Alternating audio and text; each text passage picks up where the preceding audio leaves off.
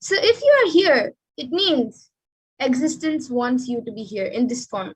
You are not an accident, but an incident and a conscious miracle of existence itself. Existence is trying to express itself through you. So welcome to this digital experience, your spiritual experience of the divine.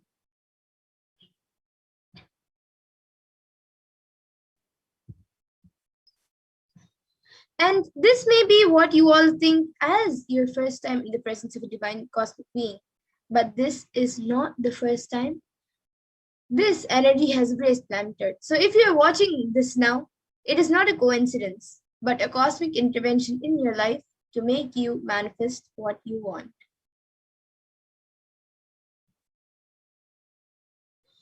And for those of you who might be wondering, how is this possible and how has this worked before? You can experience these answers through the powerful cognitions as referenced from the ancient texts of Hinduism revived by the Supreme Pontiff of Hinduism. So let's see who is Devi Parashakti, the divine cosmic mother.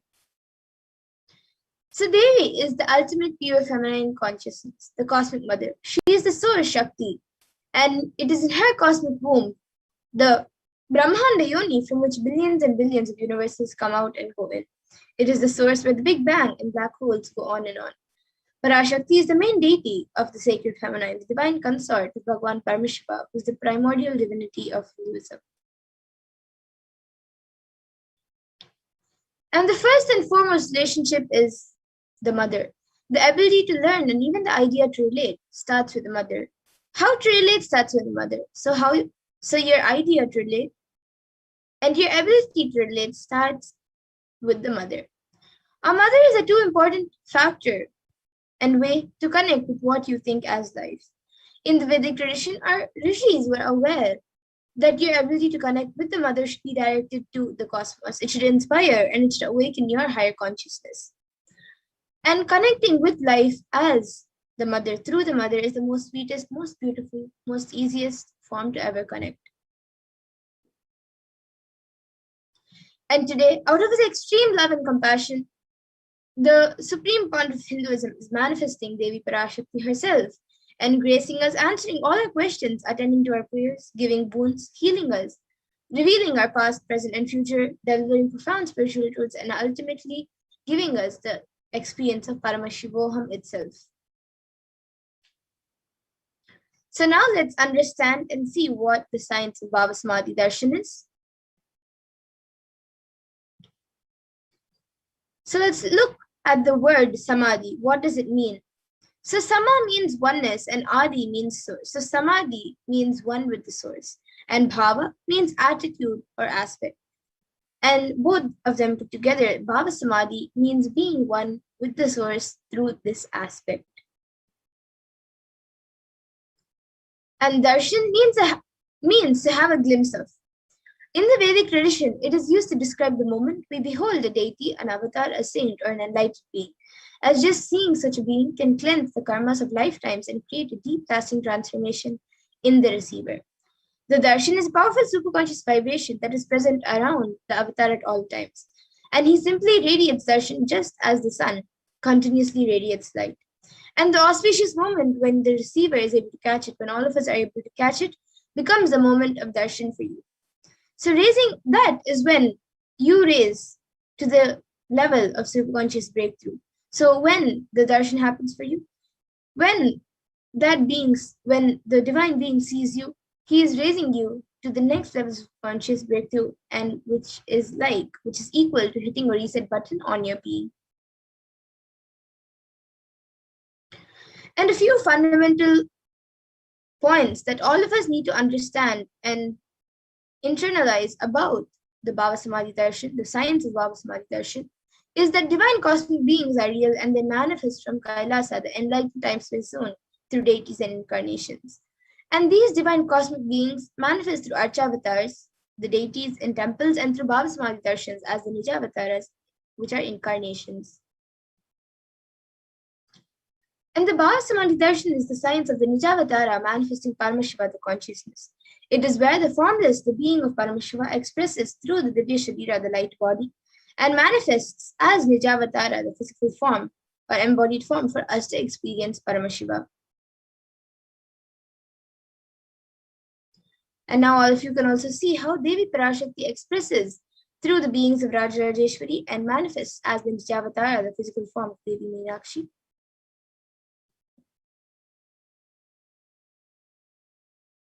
And the Archavatar reflects the consciousness and manifestation of the superconscious energy, but unfortunately, human beings are not mature enough to receive the higher level experiences from the Archavatar directly. And so the avatar, the physical form and physical embodied form, comes down to bridge the gap and create an experience of superconscious energy in all of us. And this Bhava Samadhi Darshan awakens your Kundalini Shakti, which is the latent potential energy in all the human beings and every human being.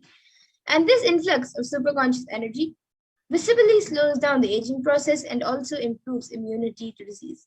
So during the Bhava Samadhi Darshan, the whole brain comes alive, turning into a superconductor of conscious energies that heal, empower, and transform all of our lives.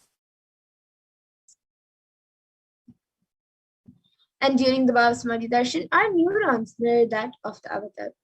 Mirror neurons activate the process of all the observed movements or information of the avatar just by seeing. That is, the entire body can silently and without moving receive what is happening elsewhere through a process of direct observation, experiencing the superconscious energy radiated by the avatar. And these Akashic readings are not a prediction, but are readings from the cosmic archives, beyond space where creation and destruction happen simultaneously. In the dimension of time, the past, present, and future start. But because the Akashic readings are stored in the Akasha, the records are stored in the Akasha, the space dimension, there is no past, no present, and no future present over there. And that is why what you call has happened, happening, and yet to happen are clearly already recorded.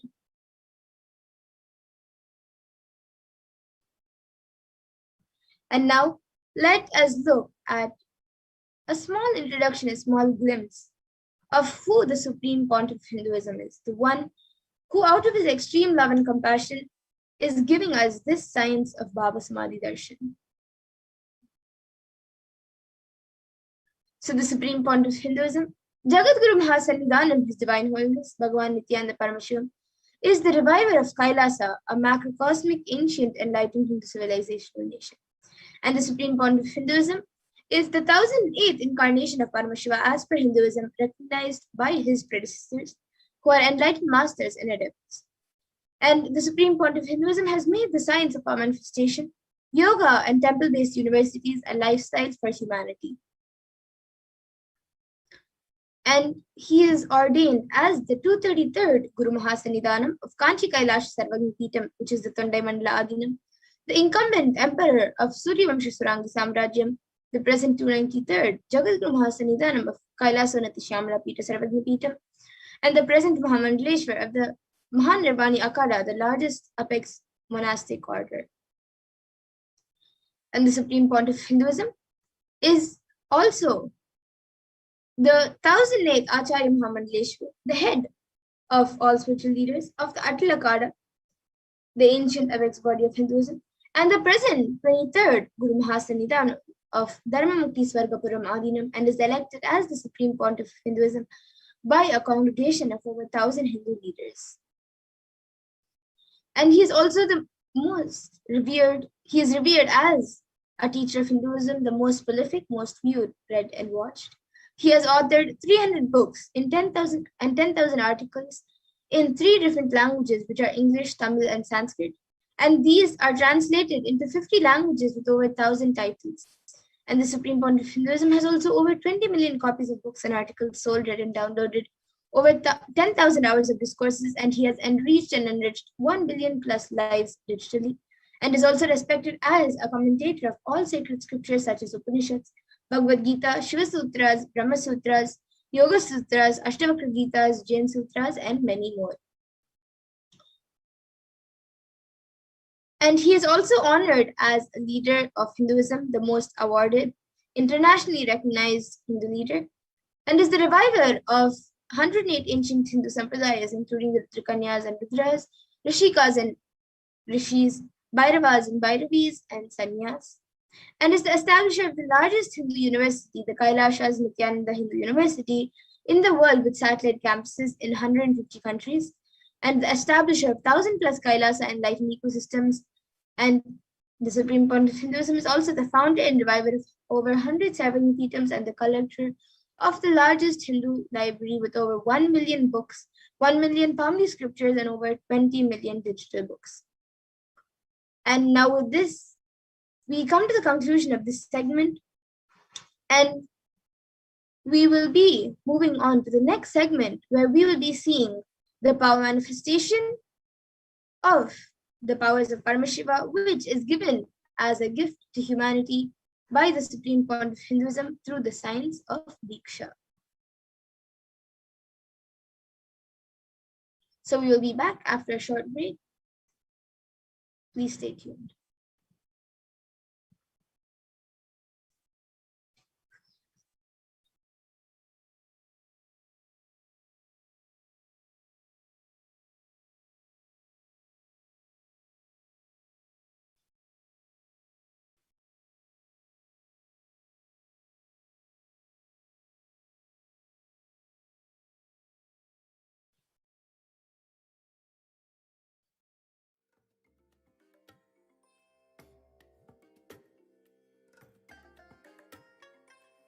Bless you all. Let you all open all your three eyes and manifest the powers of Mahasadashiva. Om Nithyananda Paramashivoham. Om Nithyananda Paramashivoham. Om Nithyananda Paramashivoham. Om Nithyananda Paramashivoham. Om Nithyananda Paramashivoham. Om Nithyananda Paramashivoham. Nithyananda Paramashivoham. Om Nithyananda Paramashivoham. Om Nithyananda.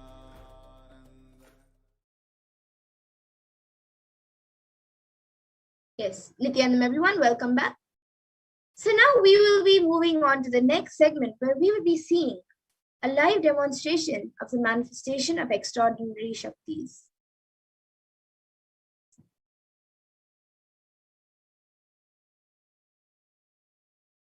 So today, the Balasans and the Nityananda Yogis as initiated disciples of the Supreme Pontiff of Hinduism will be sharing with all of us these Shaktis which we have been initiated into.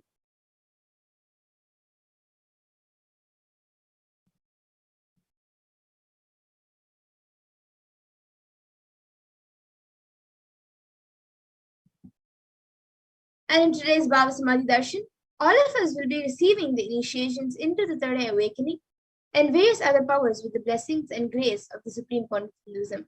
So all of us will be manifesting the following powers of Third Eye, which is seeing with the eyes blindfolded.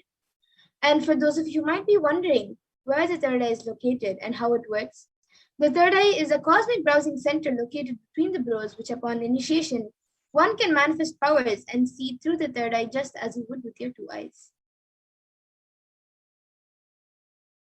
So now let's see what are Shaktis, the science behind the Shaktis.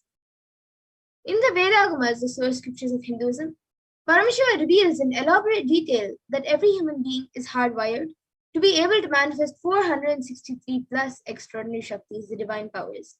And manifesting powers are described as a system, method, and science for human beings to explore the various possibilities and powers and have access to various states of consciousness.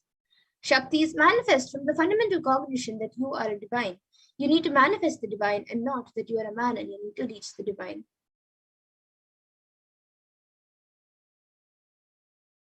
And many of you might have heard the term siddhis. So let's look at the difference between Shaktis and siddhis.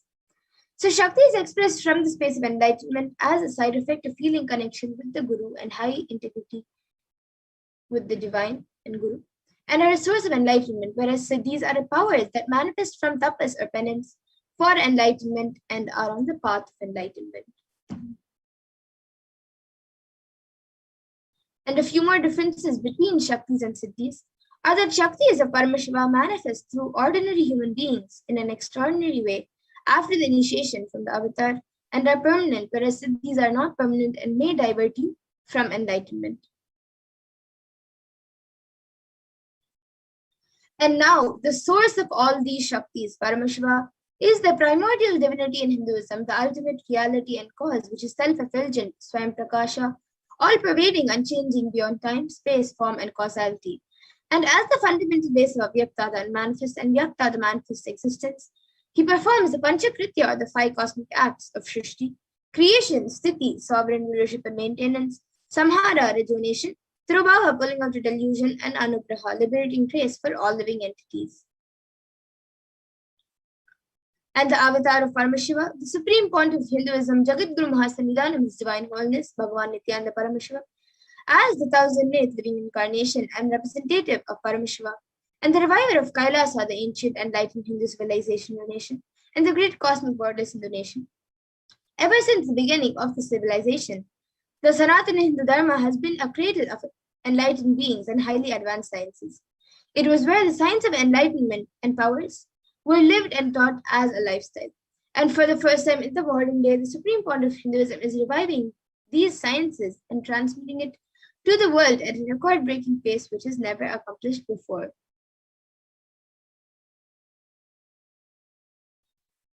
And all of this knowledge and science of the power manifestation, the Shaktis, are passed down from one generation to the next through Diksha, which is initiation by the enlightened gurus.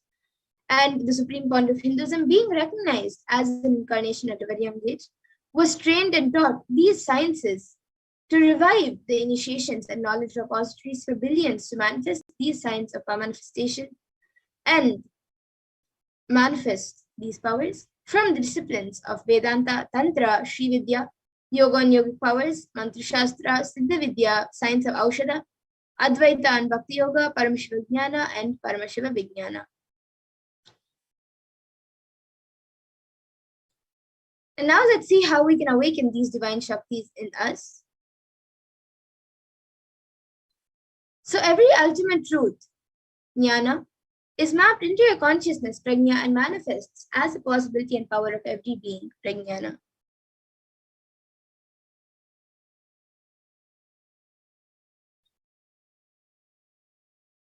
And the science of power manifestation is authenticated through 4 aspects of evidences or pramanas. So the first is the Shastra Pramana, which is the eternal, unchangeable truths revealed in the source scriptures.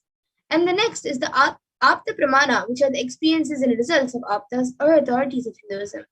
In the Vedic tradition, the rishis and scientists have time-tested and verified these sciences. So it is their experience of these sciences. And the next is the Atma Pramana, which is the account of the supreme point of Hinduism, this millennium's avatar's personal experience of power manifestation, where he himself has experienced and done the power manifestation, and the Pratyaksha Pramana, which is the empirical evidence from observation and scientific experimentation. And the Vedas are the ultimate superior authority for Hindus and are pure science where the ultimate truths are revealed and explained. The Agamas are the scriptures where the applied technology and applied science is expanded. The Vedas and Agamas, the Vedagamas, which is a living applied science for Hindus, are given a status of Shruti as they are directly revealed by Paramashiva. They are the ultimate, eternal, unchangeable truths. And a reference cited from these Shastras or source scriptures is called the Shastra Pramana.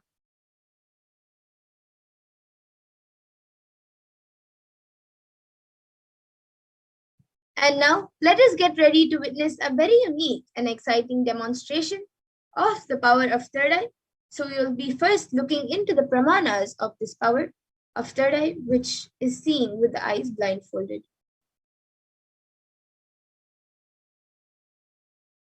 So the Shastra Pramana, the scriptural reference for this power, comes from the Vijnana Bhairava Tantra. Kapalantarmanonyasya tishtannilitalochanaha kramena manasodadyat lakshaye lakshyamuttamam.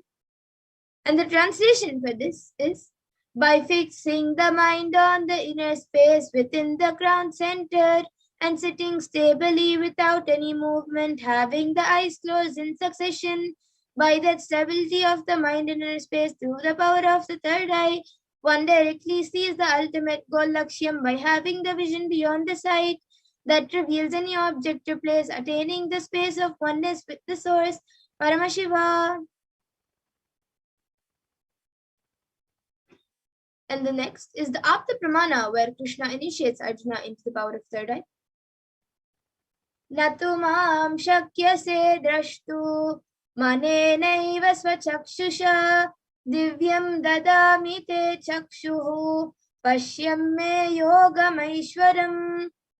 So in this verse, Bhagavan Krishna says to Arjuna, but you cannot see my cosmic form with these physical eyes of yours. Therefore, I grant you divine third eye vision. Behold my cosmic opulence. So in the Hindu Purana Bhagavad Gita, Bhagavan Krishna initiates Arjuna into the power of third eye to behold Bhagavan Krishna's Vishwarupa Darshan, the vision of his cosmic form. And in the 11th chapter of Bhagavad Gita, which describes and which contains the description of Bhagavan Krishna's cosmic form, is completely narrated by Arjuna as he sees Bhagavan Krishna through his third eye. And the next is the Atma Pramana in Swamiji's own words. The first experience is that I was able to see everything around me, above me, the whole 360-degree, 10 directions, below me, everything. I realized not only I was able to see, I was able to feel, experience all of that as me. So this is what was told by the Supreme Pontiff of Hinduism himself as his experience of the power of third eye. And the next is the Pratyaksha Pramana, which is the empirical evidence from observation and scientific experimentation. So as all of you can see, using a PET, a positron emission tomography, the brainwaves of the Supreme Pontiff of Hinduism himself was measured. And it was compared, the metabolic cells were compared, the activity of it. And it was compared when doing daily activities, there was high activity measured in the brain where the third eye was located. And when in deep samadhi state, only the third eye region is active and almost 90% of the rest of the brain is at peace. And then the next is the Sakshi Pramana, where Swamiji, the Supreme Pontiff of Hinduism, is giving this rare science of third eye awakening and to humanity, is making this science available to humanity for their ultimate enrichment and conscious evolution. And as the living incarnation of Paramashiva, the Supreme Pontiff of Hinduism embodies the most profound yogic states that surpass all the bounds of time, space, and matter. And now he is gifting this pure and great science of third eye awakening along with many other spiritual sciences through the initiation for millions of people. And all of these people, all of us who have been initiated into this power, and even after the darshan, even all of you will be initiated into this power by the Supreme Pontiff of Hinduism, will be experiencing these powers and these sciences in your day-to-day life. So now let's get into the Sakshi Pramana, the live demonstration of the powers of third eye. So we will be back in just a few minutes to witness the power of third eye. So please stay tuned. We will be back.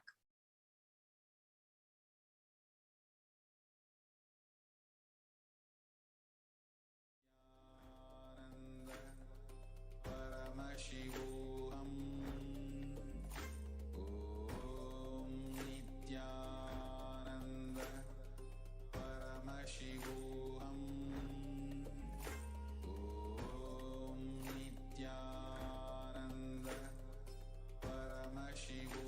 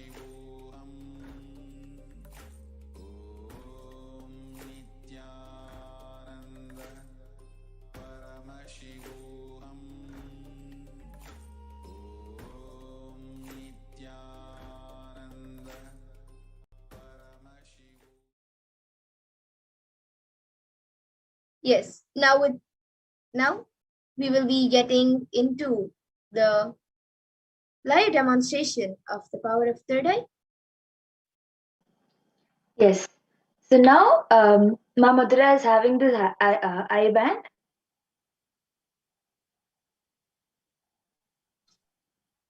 Yes, ma, you can show the eye band. So as you can see, the eye band, it has sponge attached to it with two openings, two holes into which anybody's eye will go and stick, and the sponge will not let any light to enter into the eye band. So this eye band will be put on Ma Madhura's face by a volunteer, and she will not be able to see anything because there will be no kind of light that will be able to enter inside. Yes. Yes. So now request the volunteer to put it on.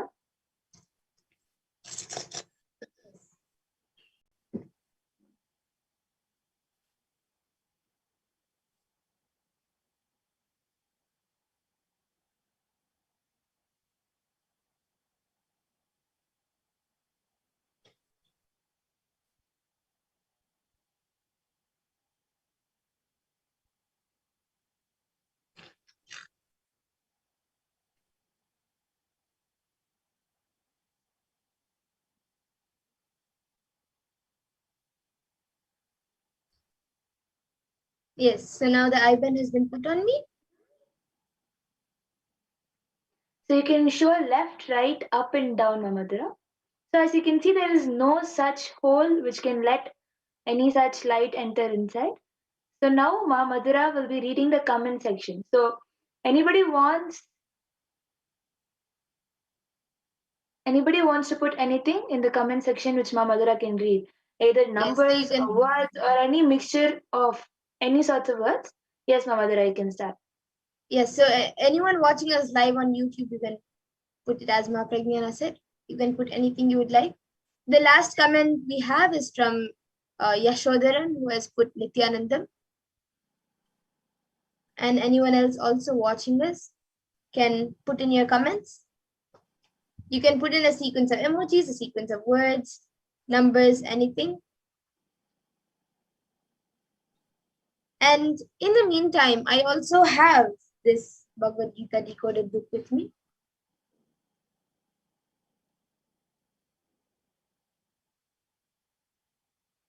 As you can see, the Bhagavad Gita decoded book is there with Ma Madhura. She will open a random page. Yes, in front of you, I will be opening a random page.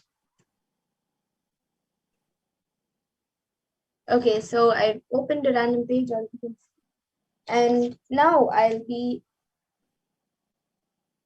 reading this page. I'll be telling you the page number and what is written on this page. So this is page 776 and 777. And on page number 776, it says, in the Chandogya Upanishad, Aditya is the name of Sri Vishnu in his Vamana avatar. In the 10 incarnations of Sri Vishnu, Vamana is the 5th incarnation as a small Brahmin boy. When King Bali of the demon race was performing a series of fire rituals to attain supremacy over the universe, the demigods requested Vishnu to prevent Bali from conquering the universe. On King Bali's last fire ritual, Vishnu appeared as a small Brahmin boy. The king, as per the custom, respectfully welcomed the Brahmin boy and offered to give anything that he wished for. Vamana asked King Bali to give him 3 steps of his land as his property. Once Bali consented, Vamana grew from the size of a small boy to a huge figure. He stepped over the entire earth in a single footstep. In the next step, he stepped over the heavenly worlds. Having thus conquered the worlds, Vamana asked Bali where he could place his 3rd step. Having nothing else to offer, Bali offered Vamana his own head. Vamana placed his foot on Bali's head. The history symbolizes how arrogance and pride leads to one's downfall, since all possessions are temporary and of no inherent value. Surrendering surrendering only to the divine, to the ultimate consciousness, leads us to liberation. And yes, that is after the one paragraph after the story. So if you can see. So as you can see, actually, you can see that what story Mamadra was telling from the Chandogya Upanishad, where King Bali, the story, the incident of King Bali and Vamana, exactly that story is what is there in this page. Yes, and I think we have a comment right now from Ma Deborah Anderson, who has put gratitude to you. And anyone else watching us right now? I think the YouTube comments is in the members only mode. So if you're a member, you can post your comments in the chat, in the YouTube comments, live comments box, and I will be reading it out.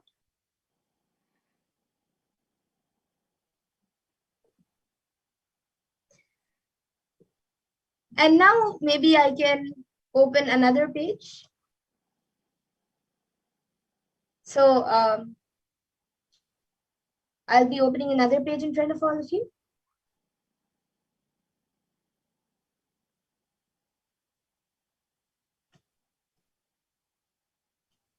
Okay, so this page is page 1128, and then the next page is actually 1129, but the number is not written on the page because it is the first page of the 16th chapter, the Daivasura Sampat Vibhaga Yoga, and it says you and me. Human beings are born with innate divine nature. They are not sinners. Whether we act divine, Daivic, or demonic, Asura, our inner space is divine. How do we awaken the space of divinity within us again? Krishna reveals.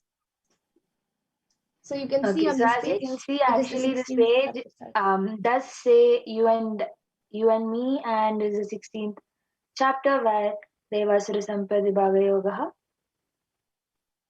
Absolutely correct. Yes, and I'll also read this page of 1128. So it has the it has the ending of the 15th chapter, and it says, let us pray to Purushottama Krishna, who the ultimate energy, the universal consciousness, the cosmic intelligence, to give us the experience of eternal consciousness, to make us beings with Jnana Chakshu, the eyes of knowledge, and establish us in Nithyananda eternal bliss. Thank you. And then it says, the next para, thus ends the 15th chapter named Purushottama Yoga, the yoga of the Supreme Being of the Bhagavad Gita Upanishad. Brahma Vidya, Yoga Shastra, the scripture of yoga dealing with the science of the absolute in the form of Sri Krishna Arjuna Samvad. Dialogue between Sri Krishna and Arjuna. Yes. Now, so that small paragraph is the ending of the 15th chapter, as you can see. yes, and right now we also have somebody called Lydia Vasquez, who has become a member right now. It says, welcome to Kailashan's runs. And then we have her putting, hello, thank you for your reading. I am anxious to learn more. Yes, ma. Yes, ma. So you're welcome. You will be learning a lot in this program. And so today we actually have the live Parashakti Akashic meetings. So you have come. Yes, and So anyone else today would we like have to the put in live. your comments? Yes, Madhura, your voice is breaking, so you can repeat yourself. Yes, so I think the last comment we have is from Lydia Vasquez, who has put, hello, thank you for your reading. I am anxious to learn more. So this is what she has put, and she has become, just before this, she has become a member. And it says, welcome to Kailashan's bronze. So, and it is actually in the YouTube comments, it is shown as green highlight. Yes. And in the So as you profile can see, picture area, it has a L. as you can see, exactly whatever was revealed um, was actually there in the chat also. So now we will be entering into the next power. So Ma Madhura, request the volunteer to remove Ma Madhura's IBAN.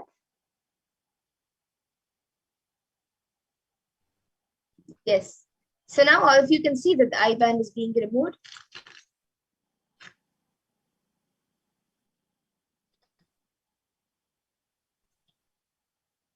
You can see Yes. it's the exact same IBAN that was placed. The IBAN was not changed after showing it to you previously. It is the exact same IBAN that was being put on top of Ma Madhura's eyes. Yes. And now we will be getting into the next power of body scanning. So any of you would like the power of body scanning, where we will be scanning your body, you can put it in the comment section.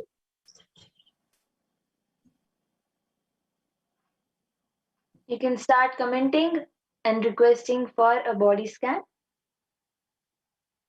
Yes, and in the meantime, we will be reading out the Shastra Pramanas, the Apta Pramana, the Atma Pramana, and Sakshi Pramana for this power.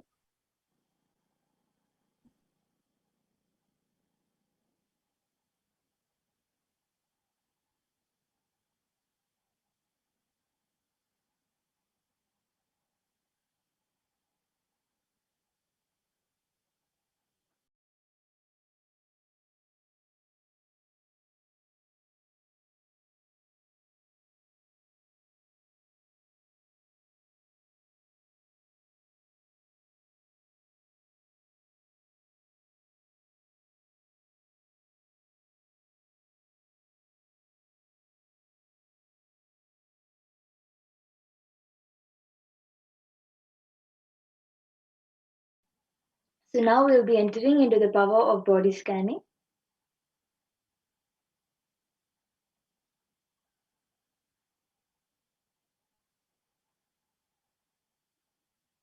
In this power of body scanning, one awakens to the ability to scan illnesses, diseases, medically diagnose issues, and provide solutions through the awakened third eye.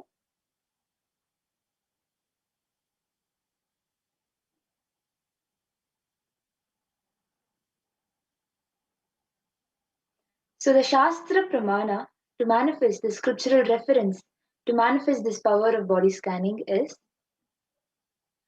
Swadehe Jagato Vapi Sukshma Sukshmatarani Cha Tattvani Yani Nilayam Yadvante Vyajyate Param. Bhagavan Paramashiva says, cognize deeply that from the subtle to the subtlest constitutive principles of your whole body, Swadeha, or of the whole universe, simultaneously consist of the essential reality. They are being absorbed in their source cause, Paramashiva. By the experience of such restful awareness, one becomes complete from all thoughts, and the ultimate universal divine power, Paradevi, Parashakti, is revealed, and the supreme power manifestation happens.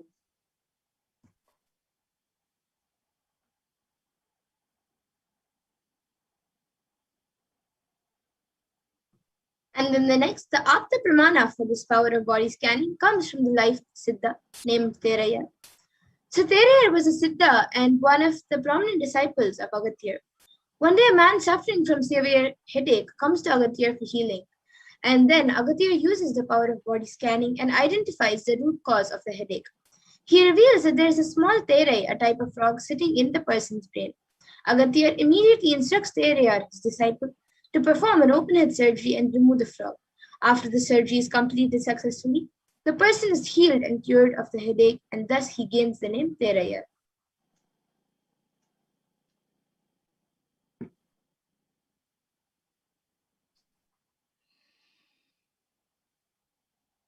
The Atma Pramana being account from Supreme Pontiff of Hinduism, Jagadguru Mahasanidhanam, His Divine Holiness Bhagavan Nithyananda Paramashivan's life that time tested and authenticated this science. On the 22nd December 2019, the Supreme Pontiff of Hinduism, His Divine Holiness Bhagavan Nithyananda Paramashivam, revealed how Swamiji uses the power of body scanning. Paraphrasing his words, only when I had a multiple compound hand fracture, I was forced to go to surgery and therefore for medical checkups related to that. At that time, they detected heavy metal quantities in my different organs. It was revealed that I had been poisoned without our knowledge. I immediately used diagnostic methods instead of medical facilities to study the body condition due to the poisoning. Through body scanning, I found out what the problems, imbalances had happened and where balance had to be done. I used allopathy as the second opinion to verify my findings.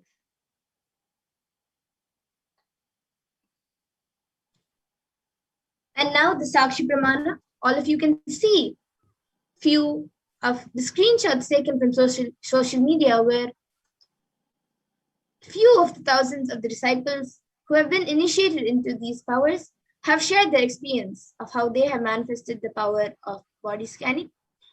And now we ourselves will be getting into the Sakshi Pramana, where we will be witnessing the live demonstration of the body scanning. So whoever would like a body scan can put your comments in the YouTube comment section and we will be doing a body scan for you.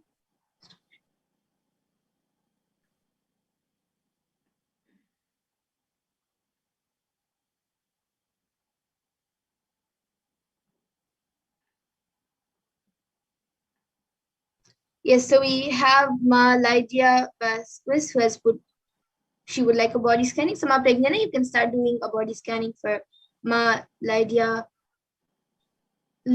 Vasquez. And then we also have Ma Deborah Anderson who has put a request for body scanning. So now I will be doing a body scan for you, Ma.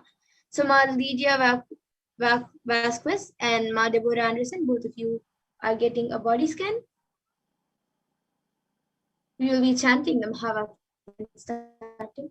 Om Nithyananda Paramashivoham. Oham Om Nithyananda Paramashivoham. So, Ma, I was able to see that there is some sort of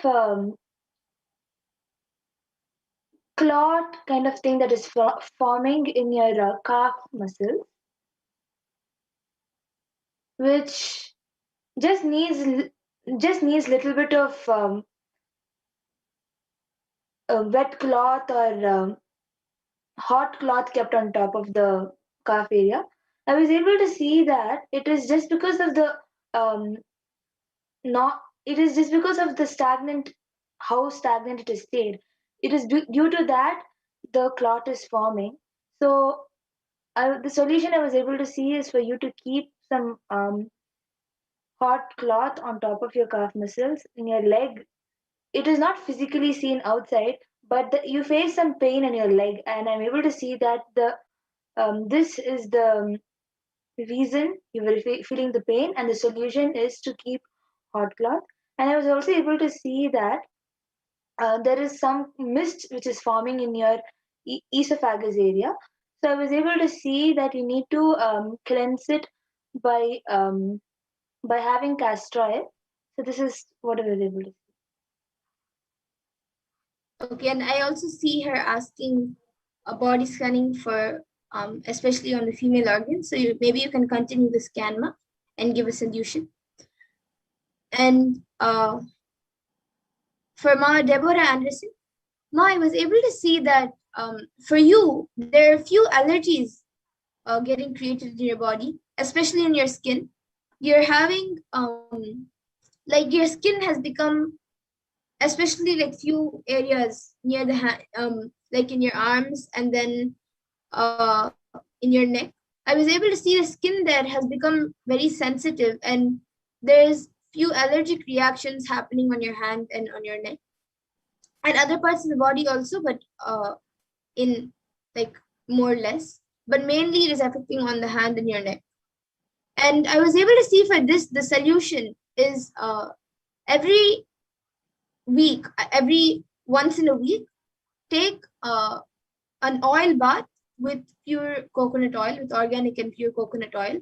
Take a full body oil bath. This will help heal the skin allergies. And also in the nights, maybe every alternative day, you can apply some basma. If you don't have basma, then maybe little turmeric. You can keep the turmeric in front of Swamiji's murti and get blessings and apply turmeric. And even if you have bhuti, just get the blessings from Swamiji's murti and apply that basma or turmeric. And if you don't have a murti, then you can just keep it in front of the screen which you're watching darshan on. And after that, you can start using that turmeric and basma and apply it on your skin every alternative night. And that will also heal the body. So this is what I was able to see for you, Ma. So you can get back in the comment section if you were able to relate. Yes. So I continued the scan and I was not able to see any major problems in any of your female organs or anything. Just I was able to see that there is the cognition that you have, which is stopping you from, you feel that you might not be able to give something because of which you have, you don't have faith in yourself. So this is the only problem I was able to see, but there is no major problem that you're facing in the female organs. I was able to see that you have to, whatever I was able to see about the leg and esophagus is the only problem I was able to see in your body. Okay, so Ma Lydia Vasquez, you can get back in the comment section, Ma. And I also see Ma Anna C has requested for a body scan. So yes, Ma, I will now be doing a body scanning for you. Ma Anna C, we will be doing a body scanning for you now.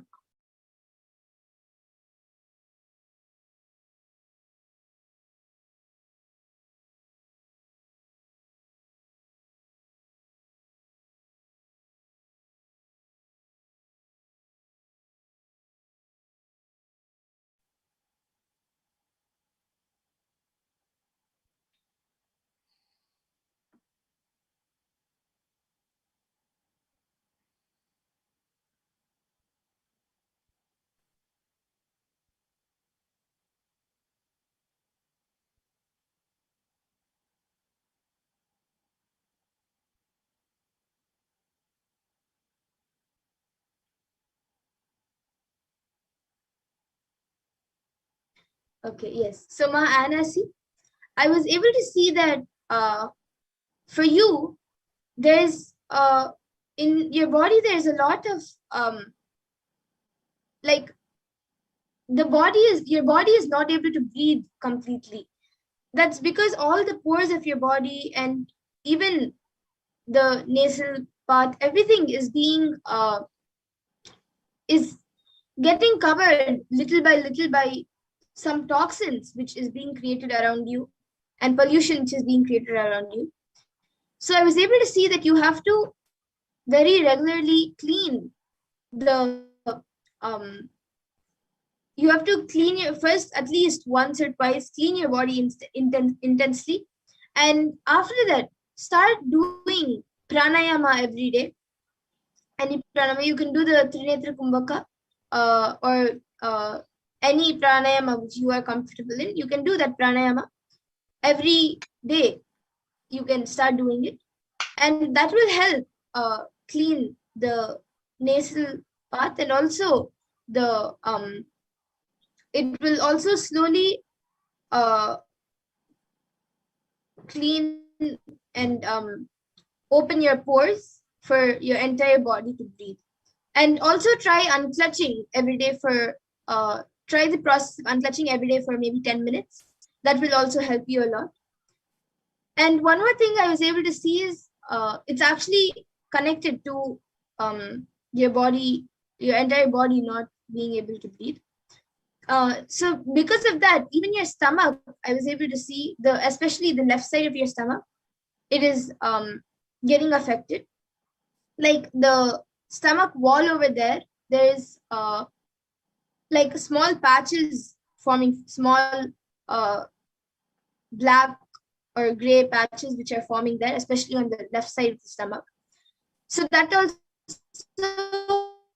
you will have to you can do the panchakriya, or you can have neem juice every day in the morning. That will help to clean the stomach also. And also apply little from outside. You don't have you can of course drink castor oil also, but along with that you can heat up the castor oil a little bit and apply it on the left side of your stomach outside, and allow the oil to get into your uh, body. Don't completely rub it, just apply it there and let your body soak the oil by itself. So that will also help in healing your body. So you can also get back in the comments. And I now see Ma Deborah Anderson, who has put thank you, correct. Thank you. And Ma Lydia Vasquez has also put thank you. I was on my knees watching the video and my legs were hurting. Okay, yes, Ma. Thank you, Ma Deborah Anderson and Ma Lydia Vasquez, for getting back. And Ma Anna C, you can also get back in the comment section, Ma. And now with this, everyone else would like a body scanning, and everyone else who's watching us right now, we will be coming to the conclusion of this. Yes, I see Ma Ainar's Avatans who has put for body scanning. Now in the interest of time, we will have to move on to the next segments. But of course, every day at 2 a.m. IST and 4 p.m. IST, we will be having the preparations for the Parashakti Akashic readings, and the power manifestation segment will be there. So you can again join us and request for body scanning. As now in the interest of time, we will have to move on to the further segments. Yes, I also see Ma Anna C has put amazing. Thank you. Yes, Ma, thank you for getting back. And now with this, we come to the conclusion of the session. And we will be moving on to the further segments where we will be learning more about Devi Parashakti. So please stay tuned, and we will be back after a short break. Thank you, Nithyananda.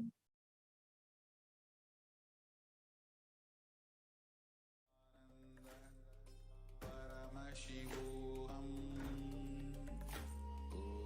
Om Nithyananda Paramashivoham. Om Nithyananda Paramashivoham. Om Nithyananda Paramashivoham. Om Nithyananda Paramashivoham. Om Nithyananda Paramashivoham. Om Nithyananda Paramashivoham. Om Nithyananda Paramashivoham. Om Nithyananda Paramashivoham. Om Nithyananda Paramashivoham. Om Nithyananda Paramashivoham. Om Nithyananda Paramashivoham. Om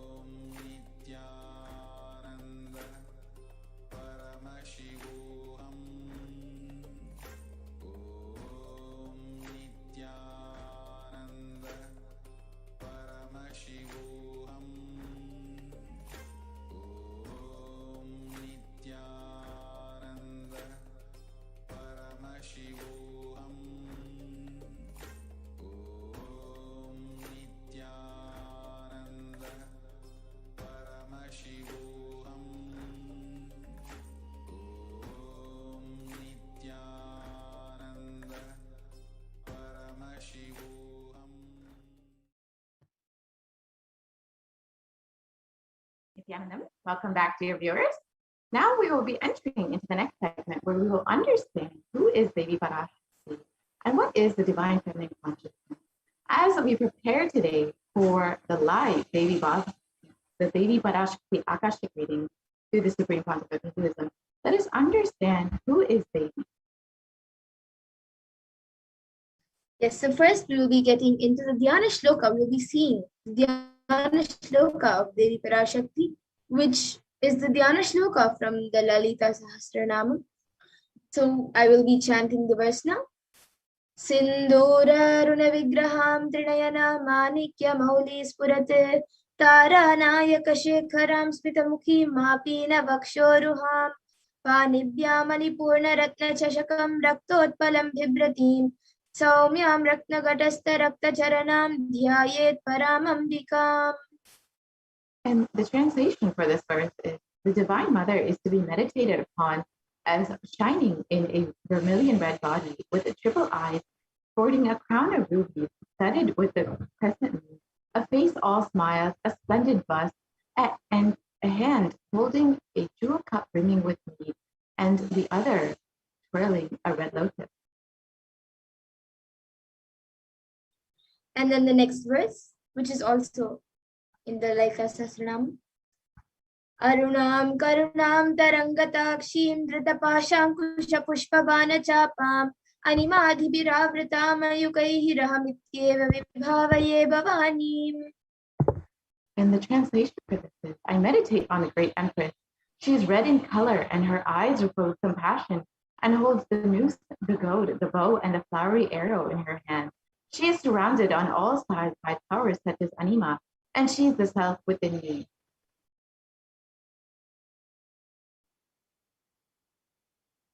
And then Devi is the ultimate pure feminine consciousness. Parashakti is the cosmic mother, and it is in her cosmic womb from which billions and billions of universes come out and go in. It is the source where the Big Bang and black holes go on. Parashakti is the source Shakti, the source energy, the source power, from which all of us came, in which all of us are in even now, and which all of us are going to merge into.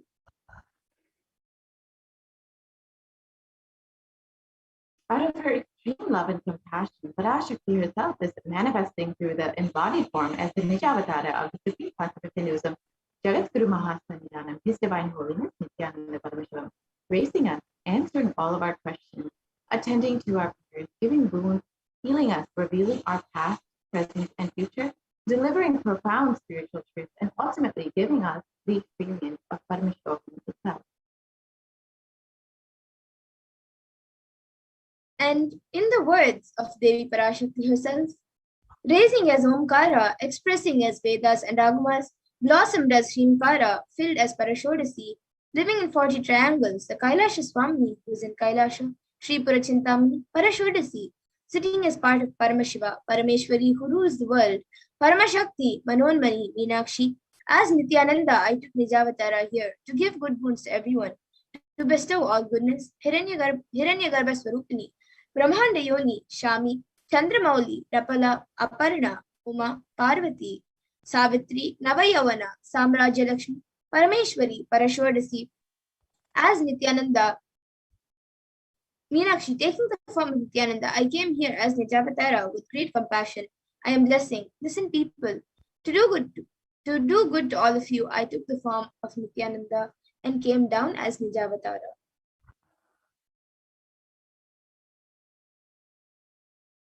Raising in Omkara, blossoming as Shiva, Shiva manifesting as the source of existence, powers of existence, expression of existence, from the oneness of Om, blossoming as two as Prakriti and Purusha, blossoming as three Shaktis, Ichha, Kriya, Jnana, growing as the four Vedas, expanding as the five Panchabhutas, beyond the six chakras, filled as the seven Gotras of seven Rishis, expanding as the 8 directions, existing as the 9 Grahas, blossoming as the 10 Indriyas, being as the 11 Rudras, creating all of the world, bringing life, to tell and make truth blossom, and to do good, Parashurasi, Meenakshi, in the form of Nithyananda, I came to bless every. And now let's see how we can receive Devi Parashakti. So literally you are seeing Paramashiva and Parashakti at that moment. She is there on your screen. So always receive her very traditionally.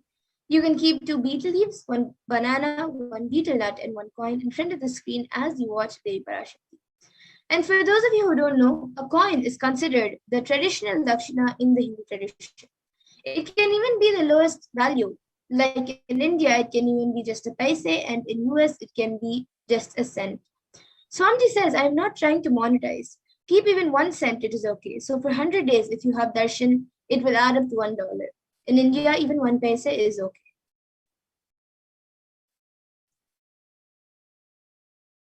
Offer that to Devi after darshan is over.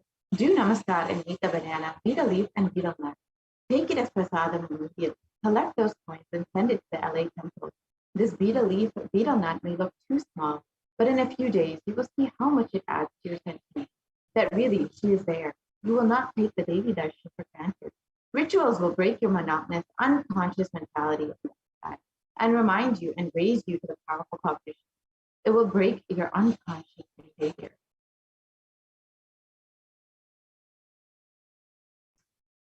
And now all of you can see how you can set up your tambulam. You can set up the 2 betel leaves, 1 banana, 1 betel nut, and the 1 coin. You can set everything up in 1 plate and keep it in front of the screen. And you can also, if you want, you can add a coconut, you can add the red bangles and some flowers.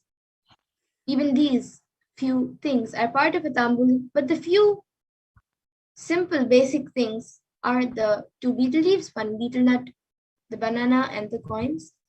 So with these few things, you can arrange everything in 1 plate, keep it in front of Devi Parashakti as you watch the darshan.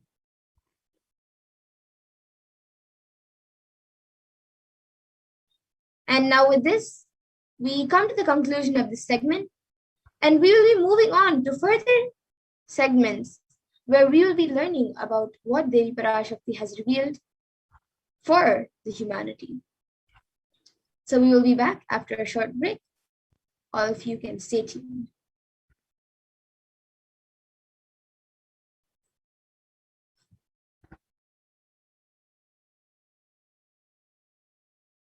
Paramashivoham. Om Nithyananda Paramashivoham. Om Nithyananda Paramashivoham. Om Nithyananda Paramashivoham. Om Nithyananda Paramashivoham. Om Nithyananda Paramashivoham. Om Nithyananda Paramashivoham. Om Nithyananda Paramashivoham. Om Nithyananda Paramashivoham. Om Nithyananda Paramashivoham. Om Nithyananda Paramashivoham. Om Nithyananda Paramashivoham. Om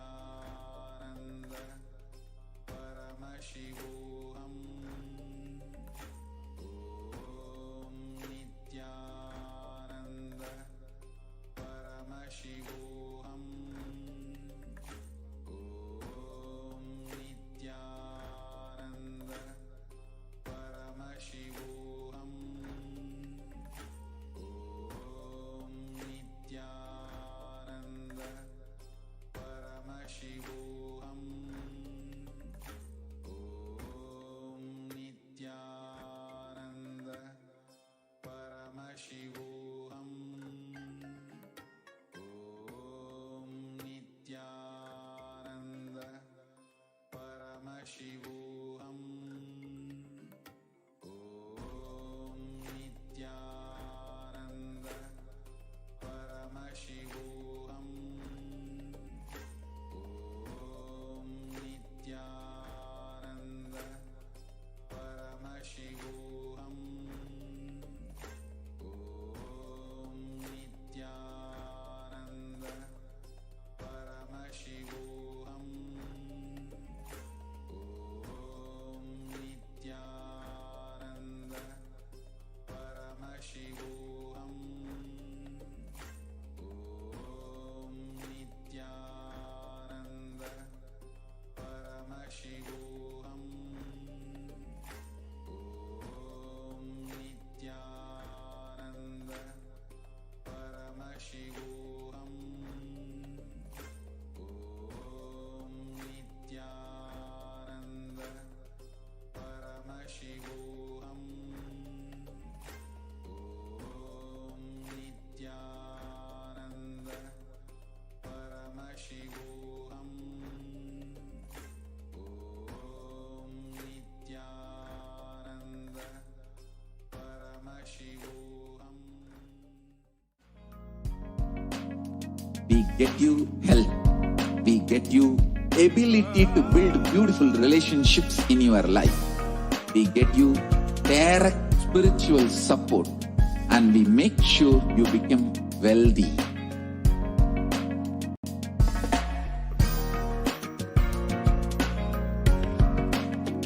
We won't stop giving you just good life. We will literally not stop till you live enlightened life.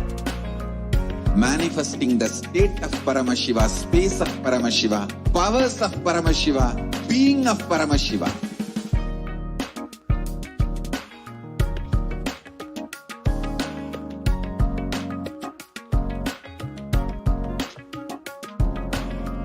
Whole world should become Kailasians. I want the whole world to know Hindus have something great to contribute to the world.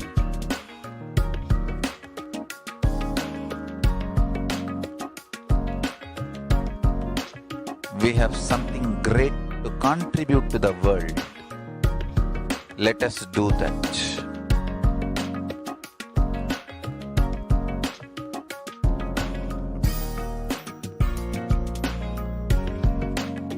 Kailasa is proper customized spiritual service helping you to identify your root patterns of suffering.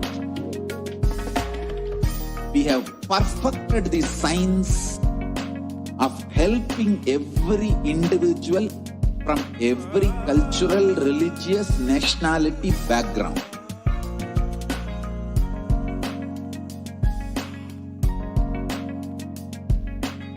You will have lowest reactionary assumptions, highest awakened response, alive response for life continuously.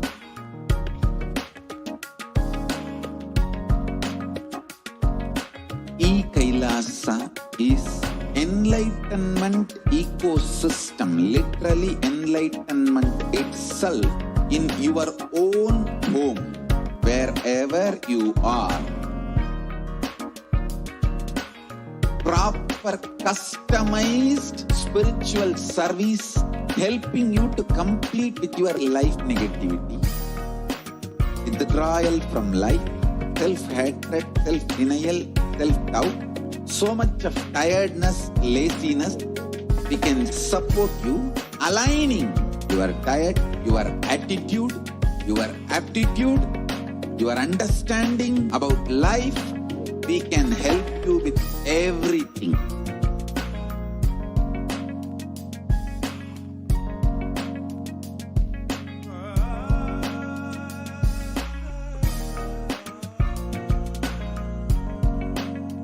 If you are interested in enlightenment, we will immediately bring this to you.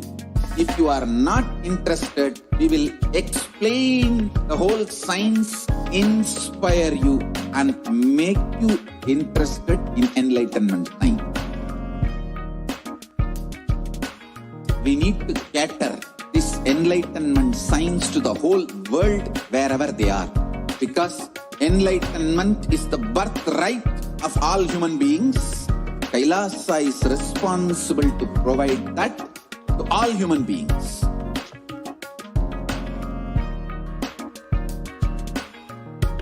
Kailasa is the totality of the knowledge I received from my gurus and practice manifested in my life, perfected by teaching millions of people from all cultures, time zones, backgrounds, genders, nationality, race, from every creed.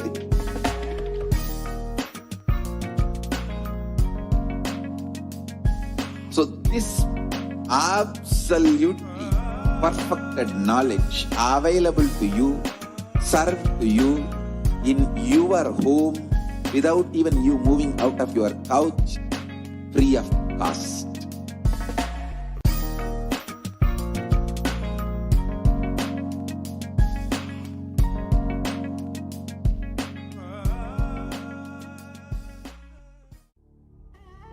What I mean by the word Kailasa, listen intensely. Enlightenment ecosystem, literally enlightenment itself, in your own home, wherever you are. If you cannot come to Kailasa, it's okay. Kailasa can come to you. Kailasa coming to you is Kailasa.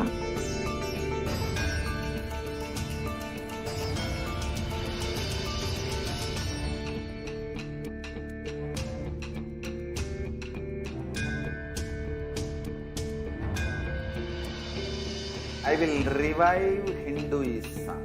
I am a Hindu revivalist, not by any revolution, but by evolution.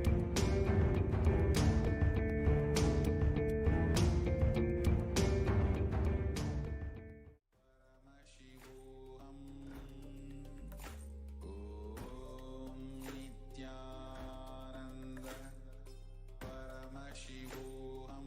Om Nithyananda Paramashivoham. Om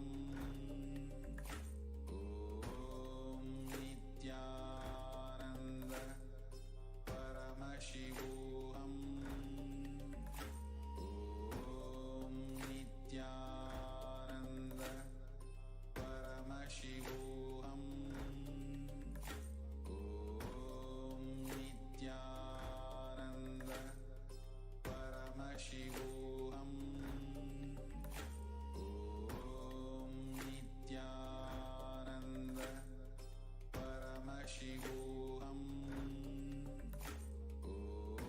Om Nithyananda Paramashivoham. Om Nithyananda. Nithyananda, welcome back, dear viewers. Now we will be entering into the next segment where we will understand some of Devi Parashakti's revelations to humanity and how we can survive this pressure.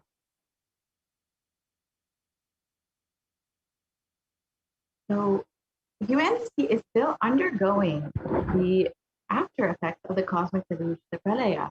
Thousands of deaths due to the global pandemic and emerging fungal epidemic, along with record numbers of natural disasters, have taken a huge toll on humanity's collective psyche, leading to increase in poverty, malnutrition, depression, and mental health issues.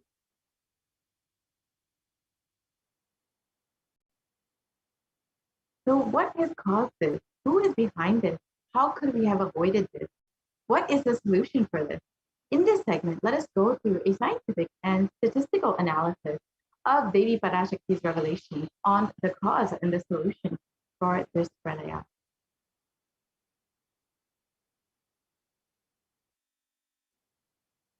So all of us know what is the current state of the world. Now, the deaths due to COVID-19 are actually past 3.8 million. They're well past 4 million. And there have been over 175 million cases of COVID-19 across the world, with the US, India, and Brazil being the most affected countries. And the number of COVID cases within India itself has crossed 29 million people, with over 374,000 deaths and over 75 million people falling into poverty since the beginning of this pandemic in 2020.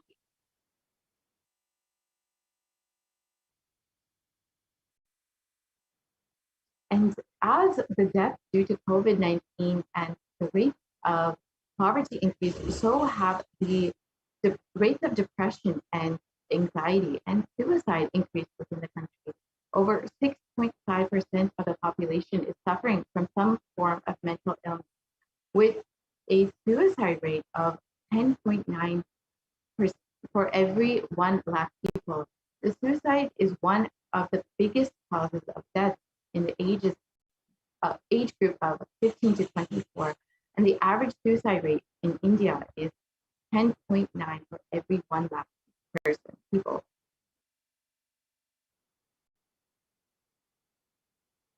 And you can see that it's not just the pandemic that has been affecting people. Even many natural disasters have been affecting the country, including cyclones and torrential rainfall. And as the natural disasters increase, so is the concern for a third wave, which could be coming very soon within the next couple weeks.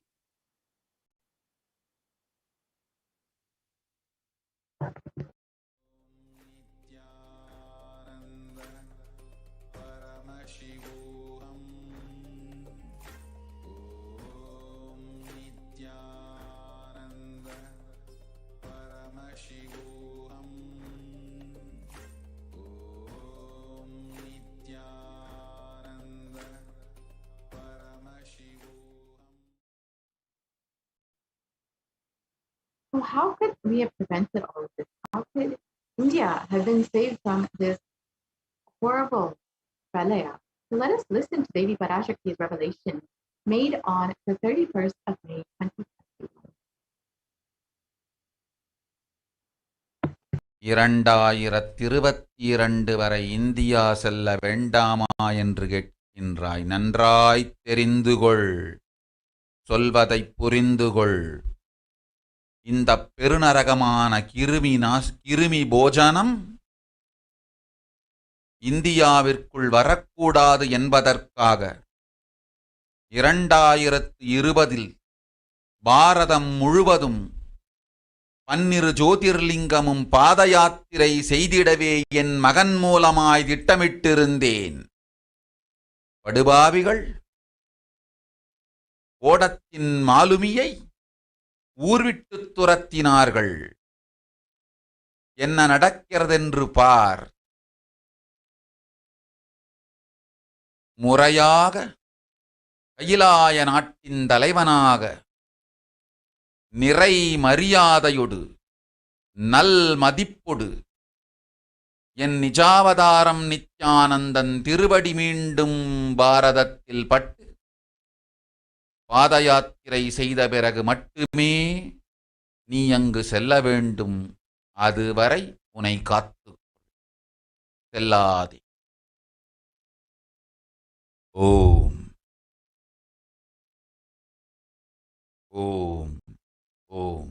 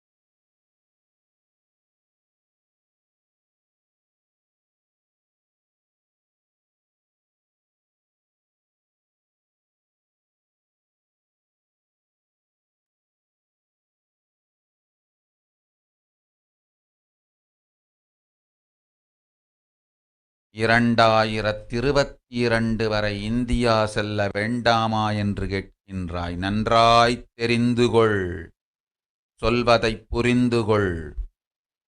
இந்த பெருநரகமான கிருமி போஜனம் இந்தியாவிற்குள் வரக்கூடாது என்பதற்காக 2020 பாரதம் முழுவதும் 12 ஜோதிர்லிங்கமும் பாத யாத்திரை செய்திடவே என் மகன் மூலமாய் திட்டமிட்டிருந்தேன். படுபாவிகள் ஓடத்தின் மாலுமியை ஊர்விட்டு துரத்தினார்கள். என்ன நடக்கிறதென்று பார். முறையாக கைலாய நாட்டின் தலைவனாக நிறை மரியாதையொடு நல் மதிப்பொடு என் நிஜாவதாரம் நித்யானந்தன் திருவடி மீண்டும் பாரதத்தில் பட்டு பாத யாத்திரை செய்த பிறகு மட்டுமே நீ அங்கு செல்ல வேண்டும்.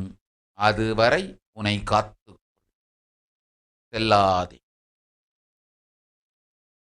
ஓம்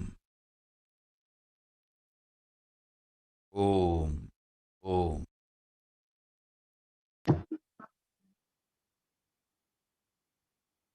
We can go to the next slide, please.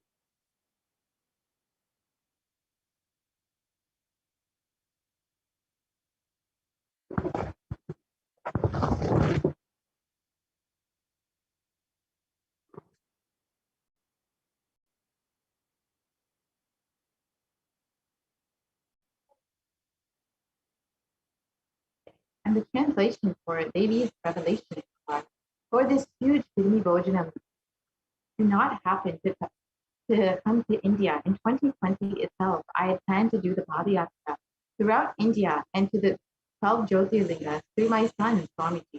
They chased the captain out of the ship, out of the country.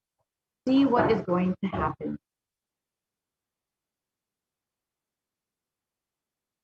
So let us now look at what the Supreme Council of Hinduism revealed in 2017 itself as the vision for the Padayatra that was to happen in 2020.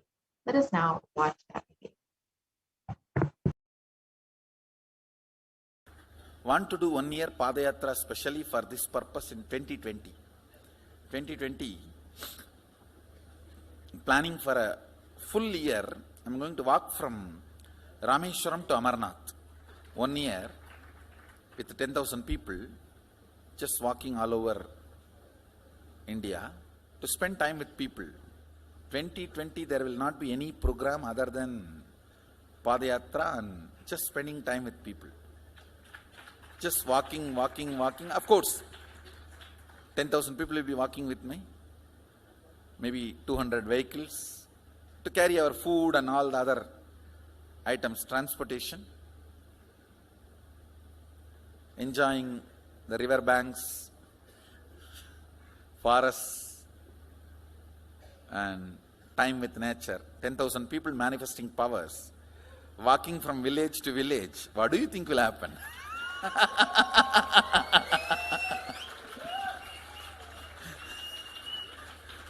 The scene of Buddhism spreading will be repeated now. How the Buddhism spread. 10,000 monks walking from village to village. What will happen? That's only monks. Here power manifesting. 10,000 people. The whole village will be manifesting powers. Just want to enjoy India and let India enjoy me. So planning for next year Kumbh Mela 2019, next year January Kumbh Mela. Before that, all the Balalayam, everything. Balalayam is going to be like the same structure outside with one stone tower, gold coated. It will be something like a 40 to 50 feet tall stone tower and 5 Rajagopurams, which will be something like 120 feet. This will be the Balalayam. And after the Mulalayam is built, this Balalayam will serve as a Utsava Murti Sannidhi, where the Utsava Murtis will be worshipped and where the Archanas See, in the main temple, there will not be any archana or anything, because just for darshan itself, there will not be time. Like Tirupati, you can only have darshan and arti, the camp for arti. No other worship is allowed in the main temple. Because 12 abhishekam is going to happen, 12 kala abhishekams. So continuously the rituals will be going on. People can have only darshan. They will not be able to involve themselves in any ritual. Other than darshan, nothing else will be allowed. So all the archana, all the other offerings, like people will offer the archanas and other, everything will be done to the Utsava Murti, which will be kept in the Balalayam, the present Balalayam, present structure. So people can spend time here. That will be more like a main darshan. This will be like energy darshan, where you can give letter, get response. So by next year, the Balalayam will be ready. So 2019 full year, I will be conducting the programs and everything. 2020 will be the one full year Padayatra, walking. From next year, Jayanti, means 2019's Jayanti to 2020's Jayanti. Full year, Jayanti to Jayanti will be Padayatra. Before that, we will make 10,000 people power manifestors. It will be sannyasi, brahmachari, grihastha, all put together. 10,000 people will be walking. What a scene it will be. I think that is the only way the revival of Sanatana Hindu Dharma can be done. I need to get into the ground where people can see me, where they are living.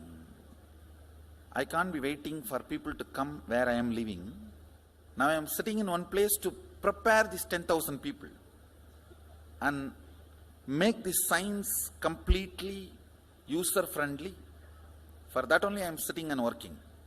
So I have given 2 years for me now, 2018 and 2019. So 2020, before that 10,000 people will be ready to walk with me, manifesting powers. We will literally solve every person's problem in every village. The way we are walking, the path, route we are taking, physical healing or mental healing, or it's a too big visualization. How will you visualize? What will happen if 10,000 power manifestors enter into a village and ask people, tell me your problem now, come on, let's sort it out. Understand 1,200 years before in Tiruvannamalai temple carvings, how the baby will be in the womb in 2nd month, 3rd month, all that is detailed way carved, it is there. Which scanning machine was there in those days other than the third eye? Very detailed carvings are there. Even Srirangam temple, the whole carving is there.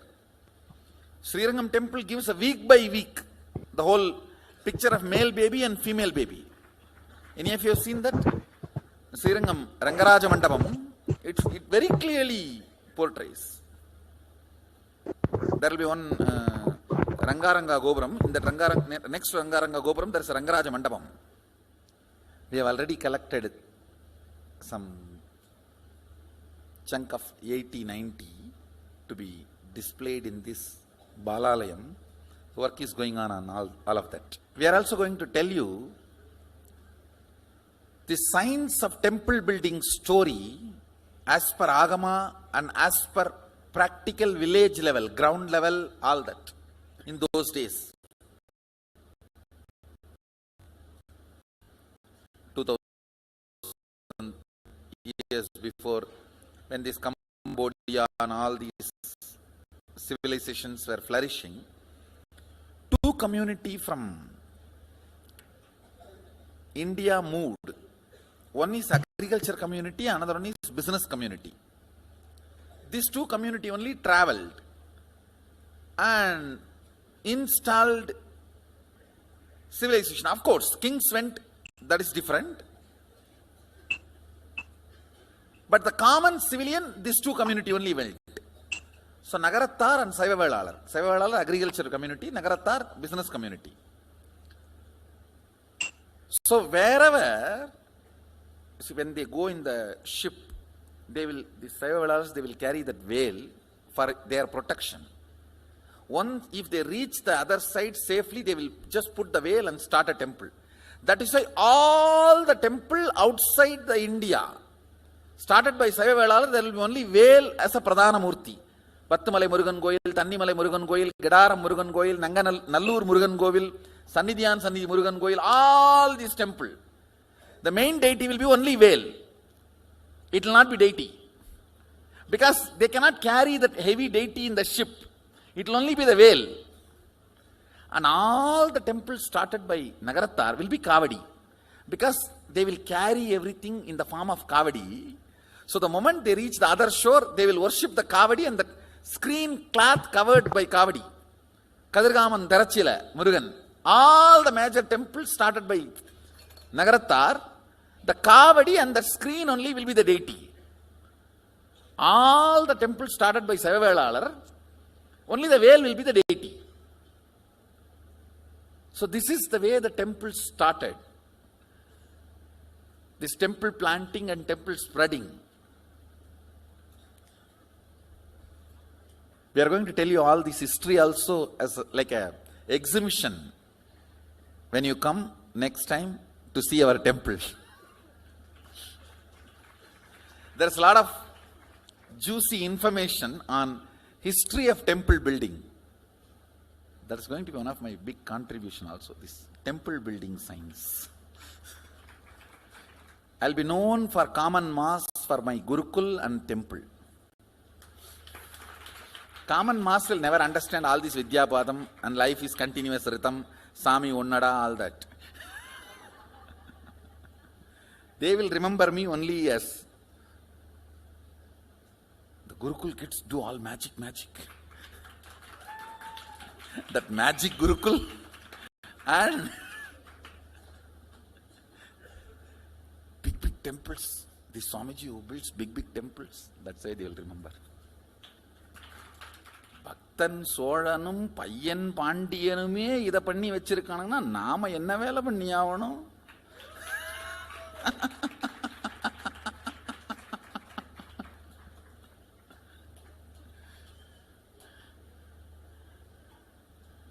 இல்லை நாமே வந்து போனோம்னு மறந்துடுவானுங்க மனுஷ பசங்க.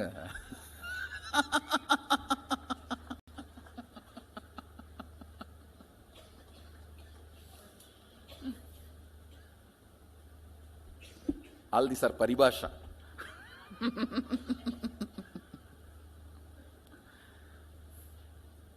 Paribhasha means, these horse brokers will have their own language. Pari means horse. Paribhasha means horse brokers all over the world, any country, the horse brokers will have their own language to do the negotiation. That is why that word paribhasha got evolved. Even now in Indian villages, these cow brokers and they will have their own language. You can't understand. You will be standing there right in front of you, they will finish the negotiation. And which you can't understand.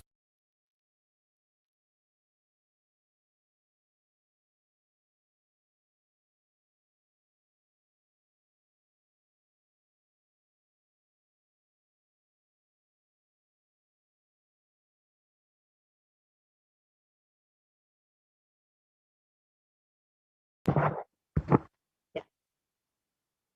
So we can actually pause the screen, stop the screen share for a moment and restart. Yeah.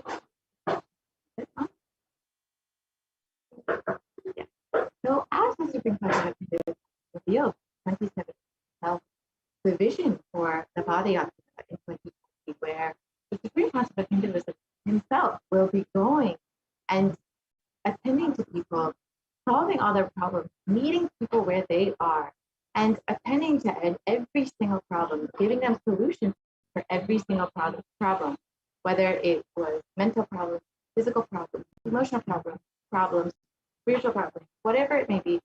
The Supreme Council of Hinduism was ready to attend to each being, one person at a time. And if we can go back to the last slide, please. If we can go back to the previous slide, please. Since the age of 10, the Supreme Concept of Hinduism has been enriching people and preparing them for this Adhyastra to save them from this pralaya.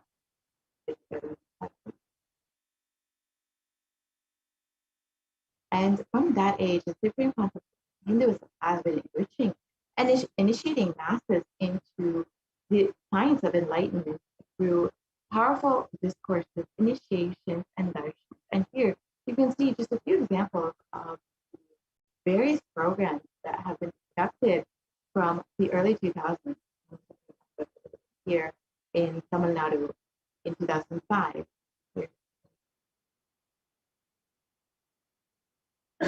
Next slide. And here in November 2005 in Tamil Nadu, and you can see how many thousands of people were in attendance. Again, in 2005 in Namakkal, Tamil Nadu, you can see how many people were there getting initiated, blessed, and having darshan. You can see more photos in Salem, Tamil Nadu.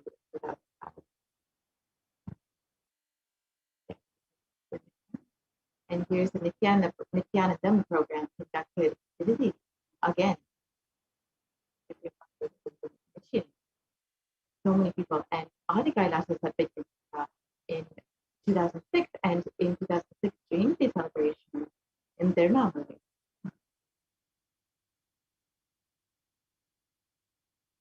And in 2006 in Chennai, Tamil Nadu, the Nithyananda program, where again many people were initiated.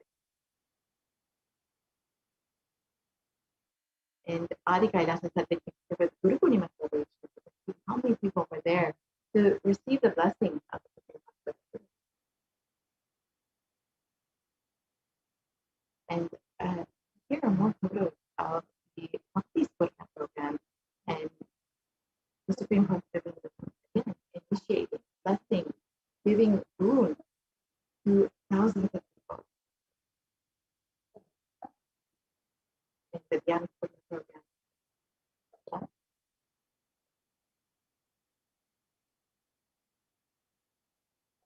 And the Little Ananda program, where the young people were initiated. And the Satyabhagam, where Supreme Concept itself performed homas along with 1,008 other homas being performed by devotees and disciples. That in the next slide. Yes. The Supreme Concept performed homas. Yes.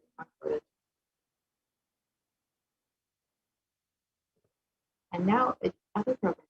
You can see the various programs the Supreme Court has been conducting to initiate so many people. However, the anti-Hindu elements have made it nearly impossible for the Supreme Court movement to do the re-energizing process by driving the Supreme Court business out of. And let us listen to Lady Parashakti's revelation on the solution for this, given on the 31st of June. Let us now watch this. 2022 வரை India செல்ல வேண்டாமா என்று கேட்கின்றாய். நன்றாய்த் தெரிந்துகொள், சொல்வதைப் புரிந்துகொள். இந்த பெருநரகமான கிருமி போஜனம் இந்தியாவிற்குள் வரக்கூடாது என்பதற்காக 2020 பாரதம் முழுவதும் 12 ஜோதிர்லிங்கமும் பாத யாத்திரை செய்திடவே என் மகன் மூலமாய் திட்டமிட்டிருந்தேன். படுபாவிகள் ஓடத்தின் மாலுமியை ஊர்விட்டுத் துரத்தினார்கள். என்ன நடக்கிறதென்று பார். முறையாக கைலாய நாட்டின் தலைவனாக நிறை மரியாதையொடு நல் மதிப்பொடு என் நிஜாவதாரம் நித்யானந்தன் திருவடி மீண்டும் பாரதத்தில் பட்டு பாத யாத்திரை செய்த பிறகு மட்டுமே நீ அங்கு செல்ல வேண்டும். அதுவரை உன்னை காத்து செல்லாதே. ஓம் ஓம் ஓம்.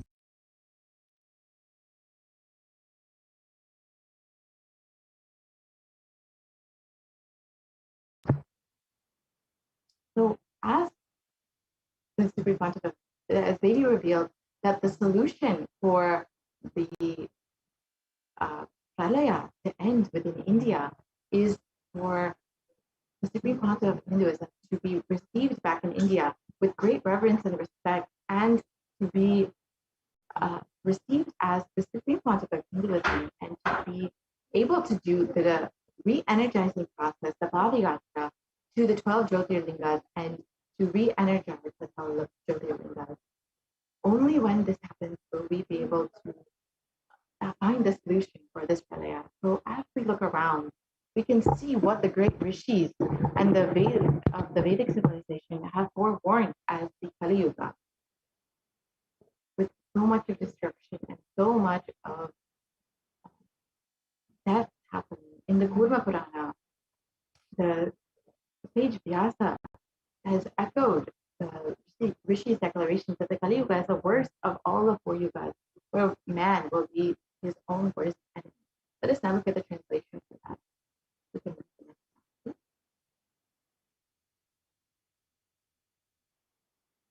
And the translation for this is, this Kali Yuga is the worst of the 4 yugas, the ages in all of the world. People are sinful and forget the dharma of the 4 varnas and the 4 ashramas. In fact, men are so sinful that no prescribed penance atones for their great sins. The only place which is free from such sins is the great sacred city of Varanasi, the Mahapuri. And again, another reference for in the Kurma Purana that states that Lord Rudra, Paramashivoham himself, is the avatar for Kali Yuga. The translation for this verse is that Brahma is the presiding divinity or Devata, the Lord of the Krita Yuga, the first cycle of time. In the Treta Yuga, the second cycle of time, it is Bhagavan Ravi, Surya, in which appeared Sri Rama. In the Dwapara Yuga, the third cycle of time, the presiding deity is Vishnu. And in the Kali Yuga, the fourth cycle of time, the current age, the presiding divinity, the avatar is Rudra, Lord Paramashiva himself. And on the 2nd of January 1978, out of his deepest compassion for humanity, Paramashiva himself descended into the human form in the Nijavatara of the Supreme Pontiff of Hinduism, Jagadguru Mahasanidhanam, His Divine Holiness Bhagavan Nithyananda Paramashivam. And as the Supreme Pontiff of Hinduism revealed, if he had waited even one more year until 1979, it would have been too late. 1979 would have been too late. Let us now listen to the Supreme Pontiff of Hinduism himself speaking of it.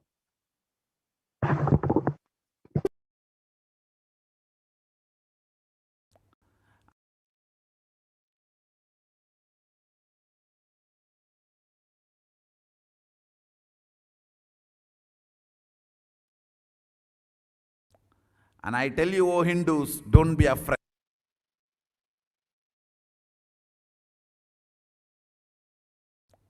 And I tell you, O Hindus, don't be afraid. I am back with the same signs. We are going to be rich.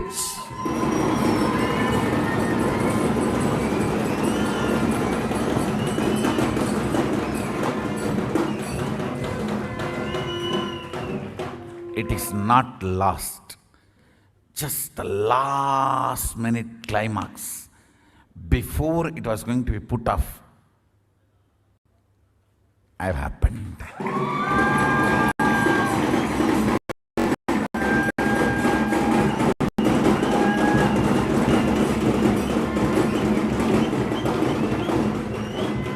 (1979) would have been late. 1979 would have been late. If I had time, I would have sent only ambassadors. Because no time,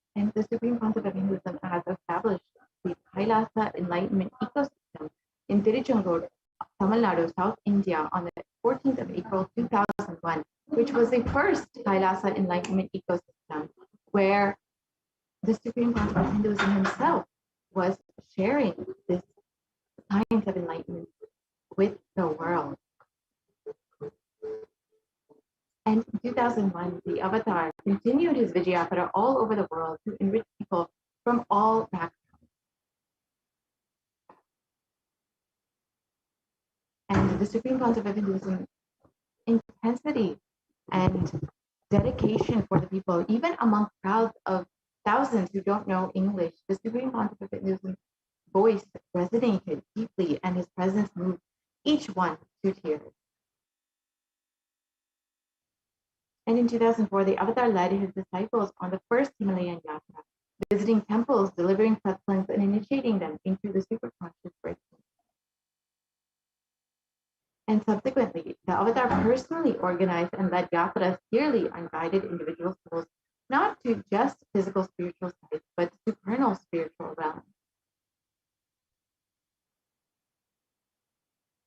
In 2006, the Bada Yatras were taken to the next level with the Kodikan Yatra, with crores participating and impacted by Nithyanandeshwara and Nithyanandeshwari deities, traveling from city to city.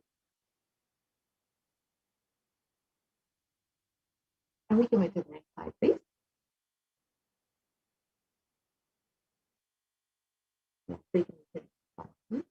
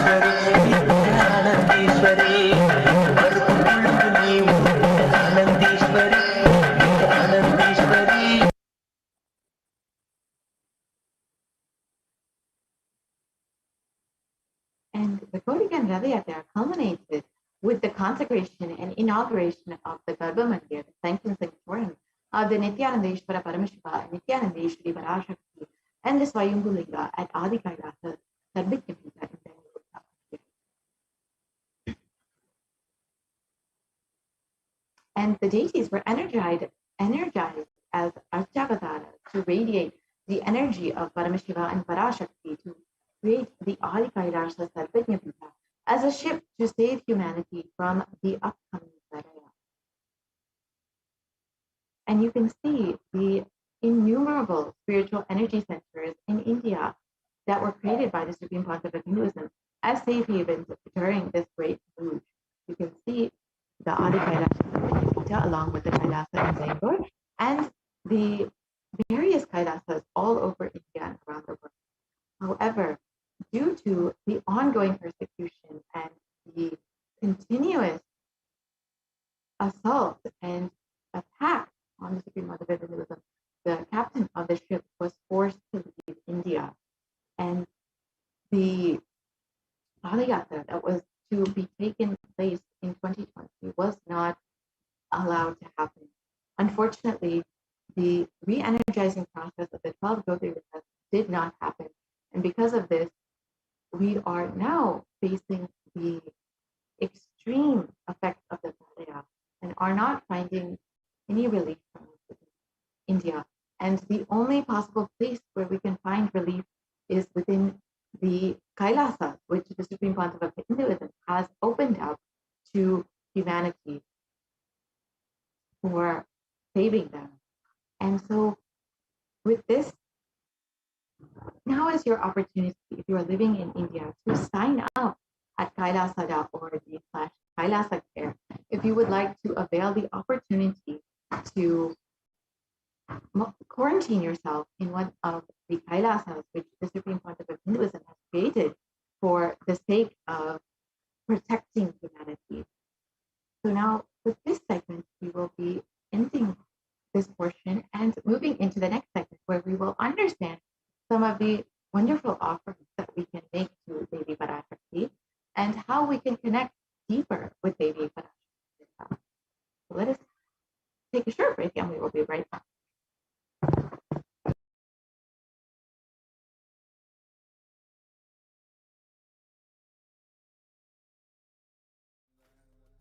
Paramashivoham. Om Nithyananda Paramashivoham. Om Nithyananda Paramashivoham. Om Nithyananda Paramashivoham. Om Nithyananda Paramashivoham. Om Nithyananda Paramashivoham. Om Nithyananda Paramashivoham.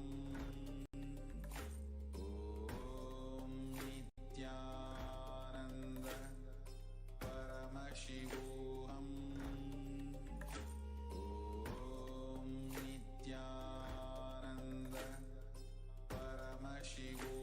Om Nithyananda Paramashivoham.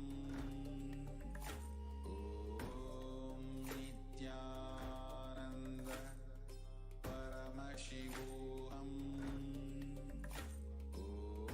Om Nithyananda Paramashivoham.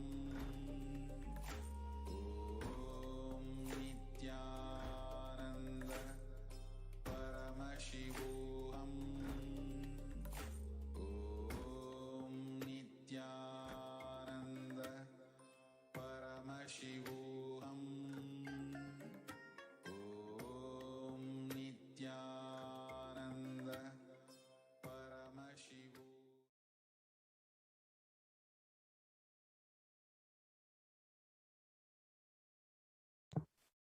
Nithyanandam, and welcome back to all of the viewers who are joining us across the world for this Devi Parashakti Akashic reading program, and for all of you, all the Kailashans across the world, and the global Hindu diaspora who's tuning in right now. I'm sure that you're eager, absolutely eager, to have the live darshan of Devi Parashakti at 6 a.m. IST.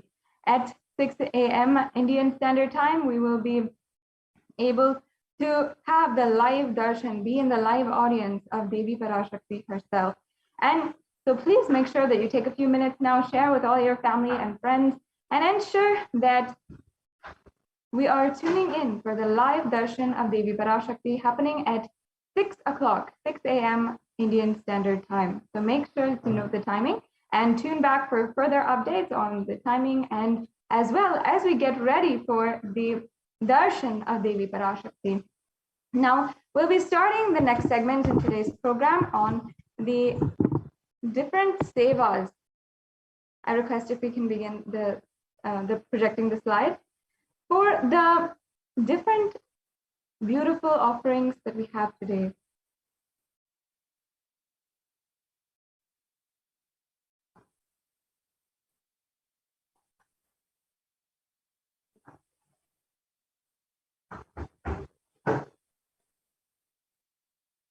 Yes, as you can see here, we have all we are going to begin this next segment on the offerings to Devi Parashakti. These are beautiful ways to deepen your experience of oneness with the divine and have such a beautiful experience of oneness and be able to ultimately manifest the powerful cognitions of Devi Parashakti in our life in different aspects. Now, the offering is a giving of a divine gift of pure love, devotion, and oneness, and consists of two parts. One is giving, and the second is accepting. Only when the divine accepts what one offers, the offering becomes complete. Offering is not made out of fear or out of greed. When an avatar lands, the offerings are purely a part of a grand leela played out for the only purpose of enlightenment.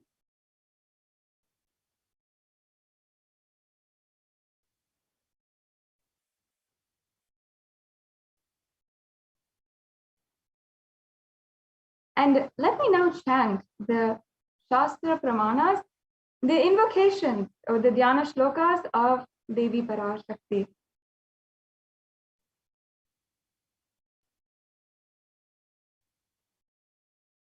Indunivabeda karavahinayanam syat pankajavaraabhaya japaksha sarayuktam angahimabhushana vichitravasanam syat tungamukatojjvala manunmani swarupam. And the English translation of this is moonlight face holding the Vedas on hand, fire in eyes with lotus flower gracing and blessing hands. One hand with the japamala, beautifully decorated with jeweled ornaments and wonderful clothes, a shining bright crown. Her name is Manunmani. Yes. And the next slide. Here we have the next Dhyana Shloka for Devi Parashakti, which I'll be chanting.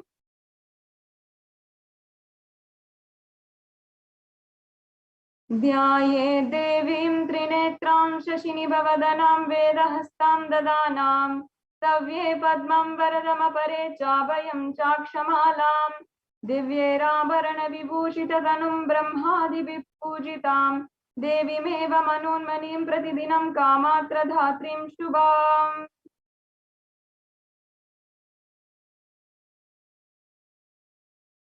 Yes. And the next slide is the English translation.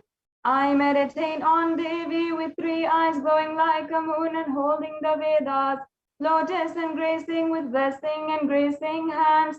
She is wearing beautiful ornaments and she is worshipped by Brahma and other many gods and showers auspicious boons for all actions every day.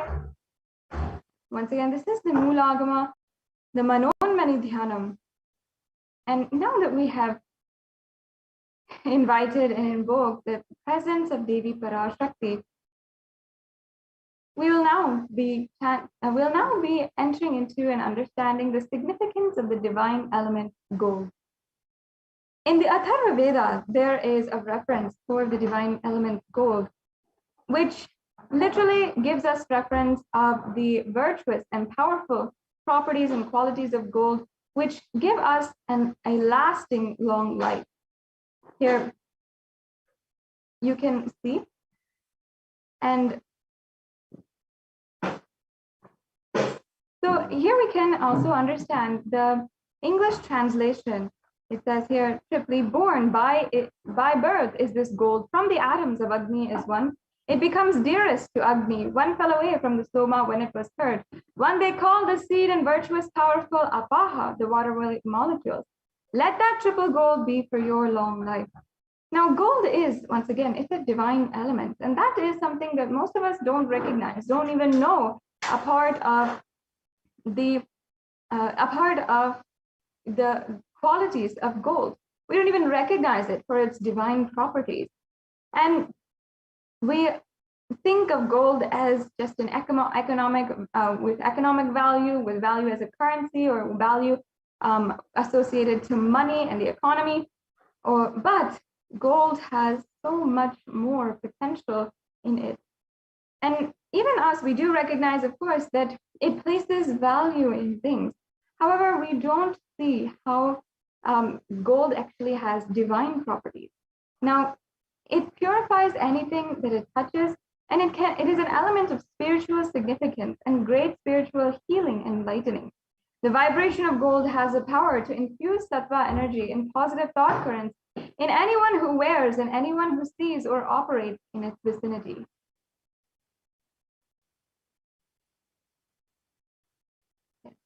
And gold is present in all the scriptures, in the Agamas, Vedas, Shrutis, the Itihasas, and Puranas. In all the Hindu scriptures, it is abundant that gold is most auspicious and purest metal, which purifies our being.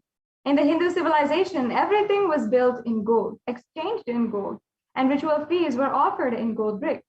When one was to be saved from life-threatening illnesses, gold was offered as a ritual fee, and gold was in abundance and used for weighing equivalent amounts of commodities.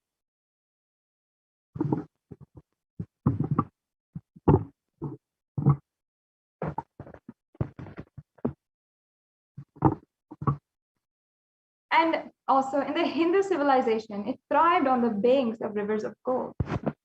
The Indus River was called the Hiranyamaya, the river of gold, and in the Rig Veda. And the river Saraswati was called the Hiranyavartani in the Atharva Veda. Gold is the supreme element for offering gifts to the ones you love and revere. And temples are constructed and paved in gold, deities are made in gold and decked and adorned in gold, because it preserves the enlightenment energy for thousands of years. It lasts forever.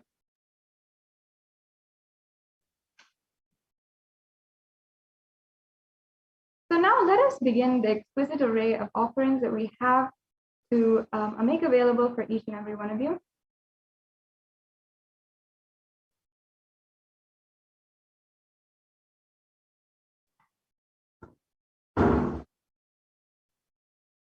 Yes, so Devi Parashakti has literally made available so much to each and every one of us. And in the Lalita Sahasranama, Devi Parashakti has literally been described in such a beautiful way that she accepts all the devotion of anyone who offers it at her feet. And just for that devotion, as she simply removes all fear. I'll just be chanting that verse. Bhakti Priya, Bhakti Ghamya, Bhakti Vashya Bhayapaha, Shambhavi Sharadaradhya Sharvani Sharmadayini. Devi is fond of true devotion and is realized through true devotion. She can be won over through true devotion and she removes all fears. We can go on to the next slide. So if there is any fear in the minds of a devotee, Devi is sure to remove that fear.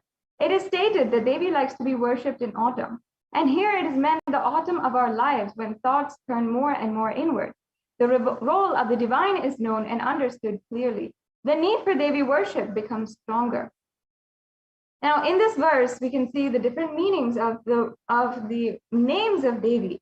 Shambhavi means consort of Lord Shiva or Shambhu. Sharadharadhya means the worshipped by Sharadha or Saraswati.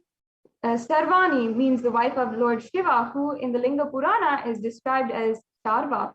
And Sharmadhayini means Devi who bestows happiness on devotees. And you can offer your gratitude and devotion to Devi Parashakti by offering your anything that you would like, any amount in any form that you would like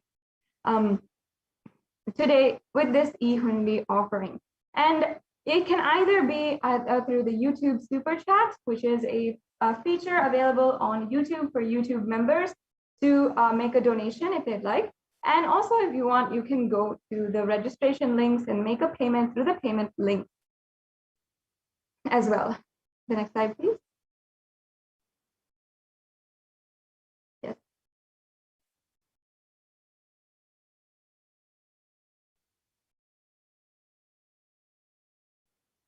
And the next offering is the Sankalpa chanting. Yes. So this Sankalpa chanting is another beautiful offering that is available for each and every one of you. The Sankalpa chanting is the offering of the conscious resolution. And the Shivacharyas of the Nithyananda Paramashiva Devalaya will chant this sankalpa, the conscious resolution, and they will literally ensure all the blessings of, going beyond fear, greed, or even lust, and manifesting the higher powers, and living a life of enlightenment, living a life which is eternally celebrating and eternally auspicious. All of that are the different intentions and prayers that we make during the program. And so now I'll just be chanting. Oops, sorry, can we go back to the left slide?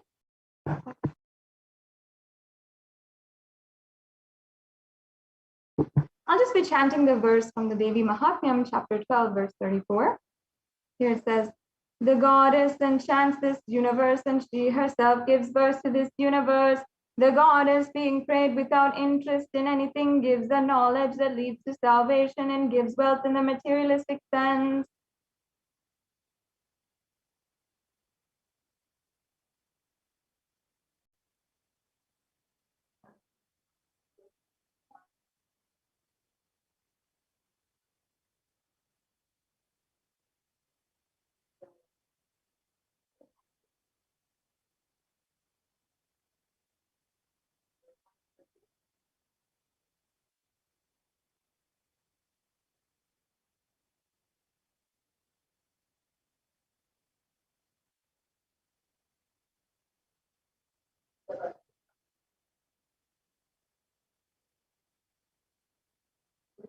Yes, and the next offering here is the Sahasranama Swarna Kasu. In this offering, in the Lalita Sahasranama, it says that Devi Parashakti is Nama Parayana Prita. She's described as Nama Parayana Prita, which means that she who likes the repetition of her own various names. So this is the offering of the 1008 names of Devi Parashakti. And it's a very special and unique archana to the Mahameru of Devi Parashakti. And not only that, you can offer a gold coin inscribed with each and every one of the 1008 names to receive the blessings, to have the Ananta Kalyana Gunas, all the divine qualities of Devi Parashakti.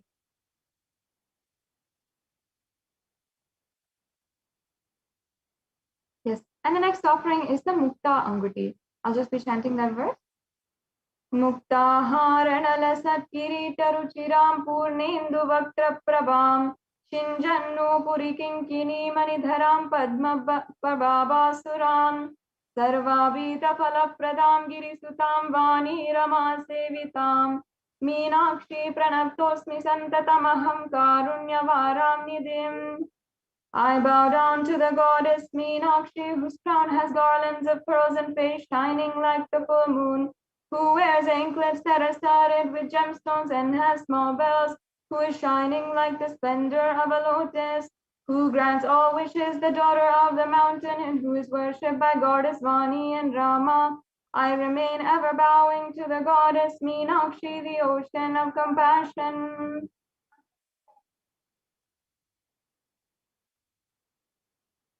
Yes, and you can offer the pearl ring to receive the blessings, to be showered by the compassion and pure love in all your business endeavors.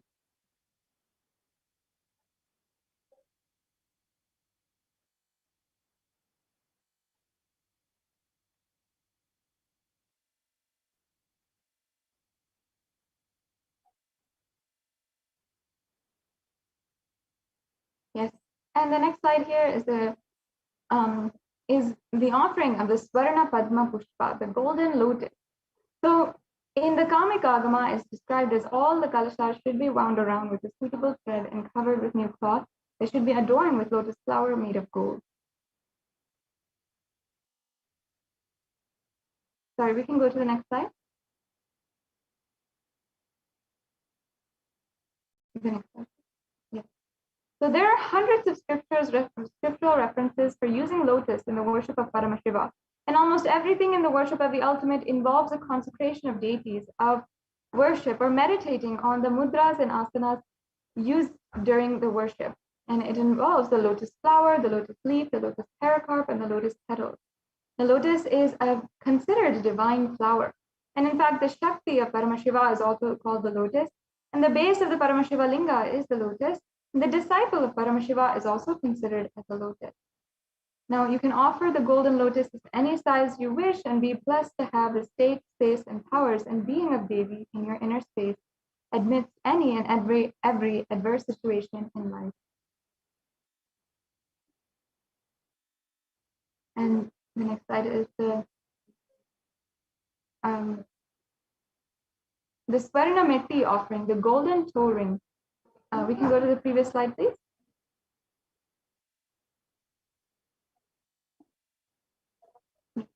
So we'll just chant this verse. Nakhadiditi samchana namajjana tamoguna padadvaya prabhajala parakrita saroruha. You whose brightness from toenails destroys the darkness of ignorance from the minds of your devotees who prostrate at your feet. You whose brightness from your 2 feet overpowers that of the lotus flower.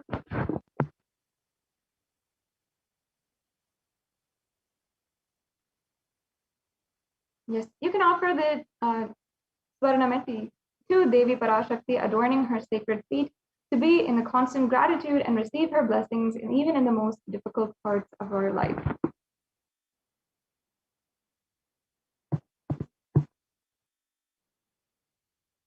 And the next offering is a very exquisite offering, Swarna Mangtika, the golden hairline jewelry. And so in this offering, it is referred in the Lalita Sahasranama as well, where Devi is described as Shuddha Sarabhi Varshani, Shri who makes the nectar flow in all of our nerves from the Sahasrara, and Shri who gives the very pleasant experience of the ultimate. And the Mangtika actually represents the nectar flowing from the Sahasrara chakra, the chakra at the crown center of our head, which is, and the Mangtika represents the very nectar which is overflowing from the center of the head until the forehead. And of course, it is just oozing. And that represents, of course, this very beautiful verse where it's saying that all of our nerves, from all of our nerves, the nectar is flowing. And that is the very experience of the ultimate. Such a beautiful, sacred sentiment and powerful cognition. And you can offer this Swarna Mangtika in order to experience the divine, you can experience the beautiful oneness with Devi Parashakti and be able to experience the blissful state of overflowing gratitude and the space of complete completion. The next slide, please.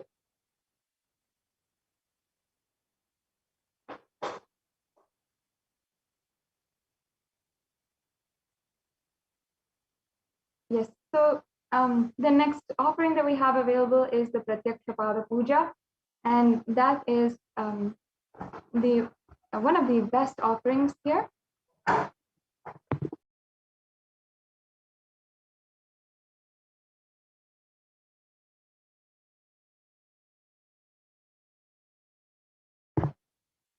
Yes, so I'll just be chanting once again the pramana for the Pratyaksha Pada Puja. Nakhadiditi samchana namajjana tamoguna padadvaya prabhajala parakrita saroruha. The illumining splendor of Devi's toenails dispels the darkness of ignorance to the devotees prostrating at her feet. Her feet defeat the lotus in beauty. Now, in Shlokam number 83 of the Saundarya Lahari, which states that the nails have been sharpened by constantly being touched by the crowns of celestial beings who always prostrate before Devi. Now, Tamoguna is darkness, and in this stotram, tamas is indicative of ignorance. And in the minds of devotees and by who are constantly prostrating before her feet, their ignorance is removed and they attain knowledge. So offering the Pratyaksha Pada Puja blesses the Yajaman, or every one of you, with the auspiciousness and blessings of the Supreme Concept of Hinduism.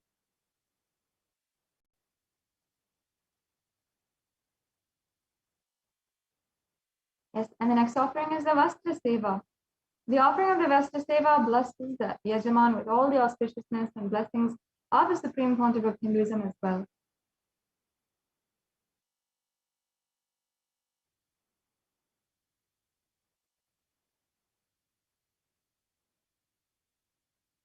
So as you can see here, we have an array of different offerings. the e-hundi offering, which you can make for any amount, the Sankalpa chanting, the Devi Sahasranama Kasu, the Mukta Anguti, the Swarna Padma Pushpa, the Swarna Metti, the Swarna Mangtika, the Pratyaksha Pada Puja, and the Vastu Seva.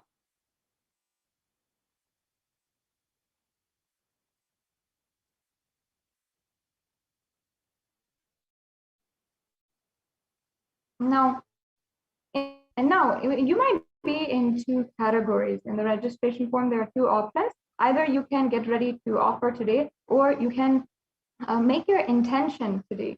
So there's a registration available for anyone who is interested in making the offering, or if you need help in manifesting, or if you want to give more details as well, or you can make the online payment as well immediately at tiny.cc/baby-offerings. And after the payment, you can after the payment as well, you can go to tiny.cc/sankalpa2021 and make sure that you are filling in the details, submitting the details for the puja.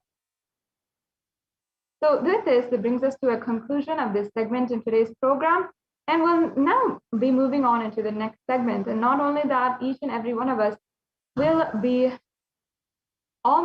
getting ready for the Devi Parashakti Akashic reading. I'm sure that every single one of you is simply waiting for the divine presence of the Supreme Pontiff of Hinduism manifesting as Devi Parashakti herself. I'm sure that each and every one of you are simply waiting to do so. And if you are, make sure that you are also taking a chance to share this program link with anyone who would like, and with anyone who wants to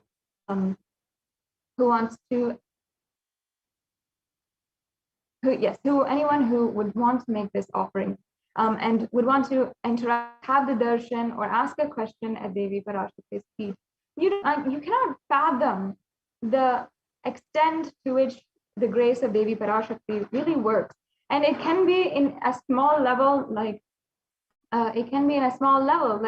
healing a knee pain or giving a few $1,000s, or it can be literally giving the oneness experience itself and the experience of literally being one with the divine. That is the grace of Devi Parashakti and the compassion of Devi Parashakti. So let us take a few minutes to invite everyone who is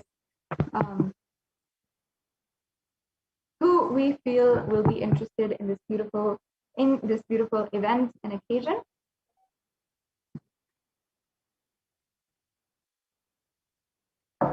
And as well, I request if we can also show the link tiny.cc/baby-offering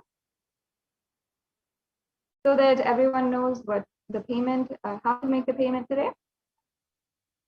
Yes. Great. So once again, the live Devi Parashakti Akashic reading will be at 6 a.m. IST, Indian Standard Time. If you're tuning in and perhaps you're just waking up now and you got the notification, let's make sure that we are getting ready, and let's make sure that everyone we know is getting ready for the Devi Parashakti Akashic reading program happening sharp. And we will soon be getting ready for the Devi Parashakti Akashic reading. And we'll be just doing some preparation. We'll be getting ready our inner space for the Devi Parashakti Akashic reading. Yes, as you can see here, this is the payment link. So you can go and select in the drop-down menu any of the different offerings that we have available for you today. And you can select that, add that to your cart.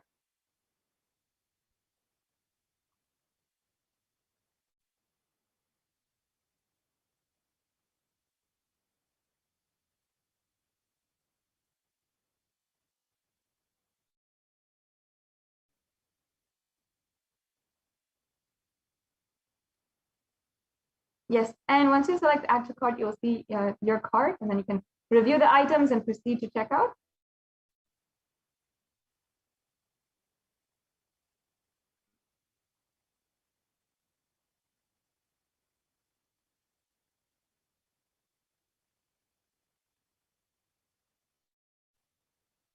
And then you can fill out your billing details and your payment details and everything that is required to complete your payment today.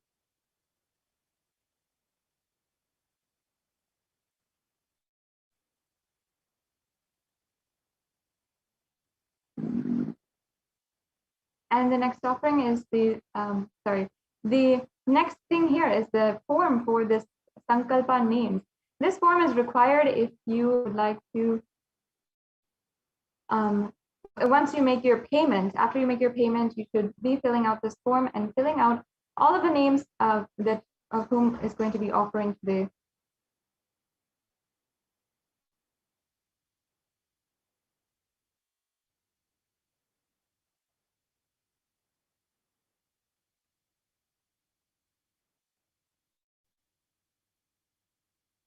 Yes, so as you can see, you can fill out this form and then submit it, and make sure that you have this form filled out after you make the payment today.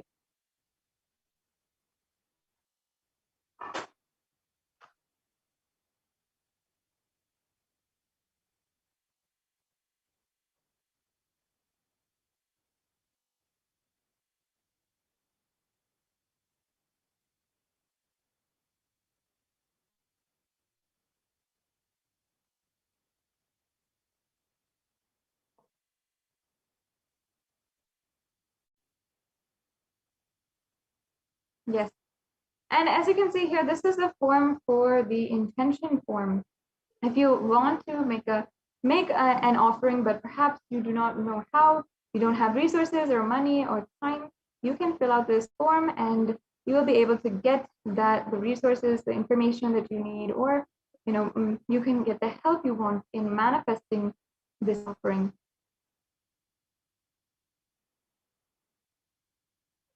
So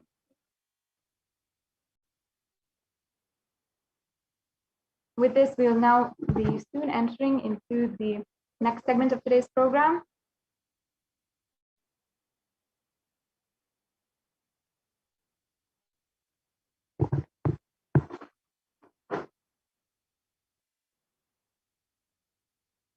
And I invite each and every one of you to go ahead and ensure that you are sharing. And also, if you want, you can prepare and ensure that you are that you are asking your questions. What kind of questions you want to ask? What are the different, maybe perhaps the boons that you'd like to ask, or the request for any healing prayers, whatever it is, you can ask today during the live Parashakti Akashic reading. And you can ask through Facebook, YouTube, Instagram, or Twitter. Now, if you are on Facebook, I request if we can project the slides for the social media asking the questions, how to post your question. We can project those slides and show the viewers exactly how we can ask the question.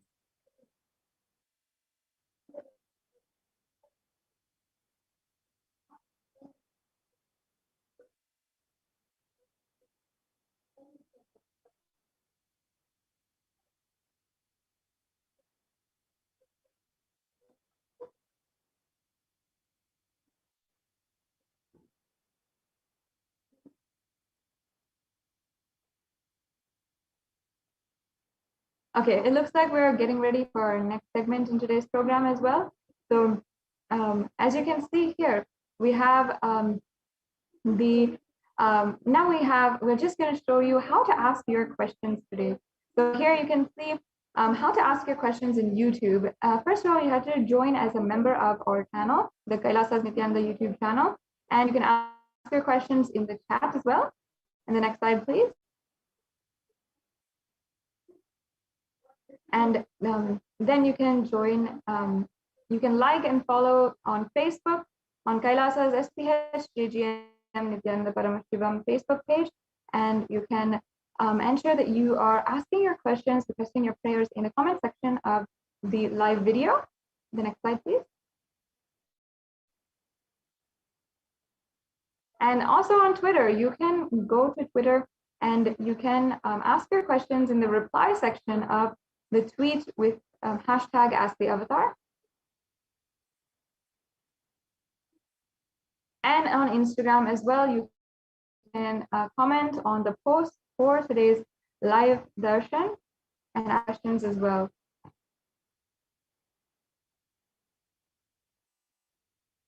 Yes, and if you're not social media savvy, you're not very comfortable on social media, then you can go to WhatsApp and ask your questions. You can reach us on WhatsApp through kailasa.org. You can reach and you can ask your questions to Devi Parashakti, and with her grace, you will be bestowed with her blessings. There's also a live chat option on kailasa.org website as well, which you can have and use. Yes. So this brings us to a conclusion of this segment of today's program, and we'll be moving on to the next segment and then getting ready for the live darshan of Devi Parashakti. Thank you, Ma Dayami Swami, for joining us today for this next segment. Now, you can go ahead and explain to each and every one of the viewers about the Adi Kailasa Sarvagnya Peetham, the various contributions of the Supreme Pontiff of Hinduism through Adi Kailash. Thank you so much, Ma Nithyanandam. Nithyanandam, let's start our next segment with the Supreme Pontiff of Hinduism, Jagadguru Mahasannidhanam, His Divine Holiness, Bhagavan Nithyananda Paramashivan's blessings. Kailasa's Department of Enlightened Civilization presents the revival of temple sciences and ecosystems and Adi Kailasa ship. So let's start with the Sadguru Vandana.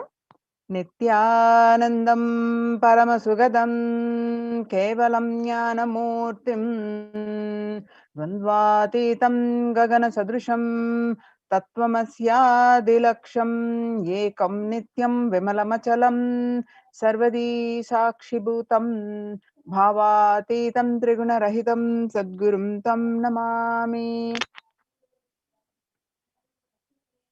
Nithyanandam. So, across the world, due to the rise in the cases of COVID-19, across India, so many temples which were the history of opening, serving their deities for the devotees and offering the temple services for thousands of years, unbroken lineage of thousands of years, very famous temples are shut down due to the pandemic. Let's see some of the examples. For example, Maharashtra, the Shirdi Sai Baba temple and Mumbai Siddhi Vinayaka temple will remain shut down for devotees. It is already shut down till further orders. The Sai Baba temple will remain closed for devotees.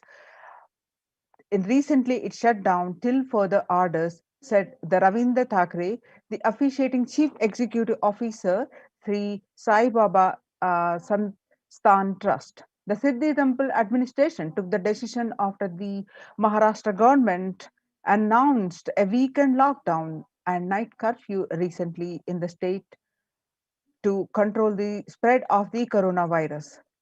And in another state, Odisha, the Puri Jagannath temple, which is the world famous, is now closed for public. Keeping in view the surge of COVID-19 cases in Odisha and also in Puri, the authorities of the temple of Lord Jagannath in the pilgrim town on Sunday. The famous temple is closed for devotees since May 5th, as a statewide lockdown was imposed by the Odisha government. And not only the Puri Jagannath temple, but all religious places closed for public in Bhubaneswar, as city records the highest daily COVID surge, with the Odisha capital, Bhubaneswar, registering the highest ever single day spike, 581 new COVID-19 cases.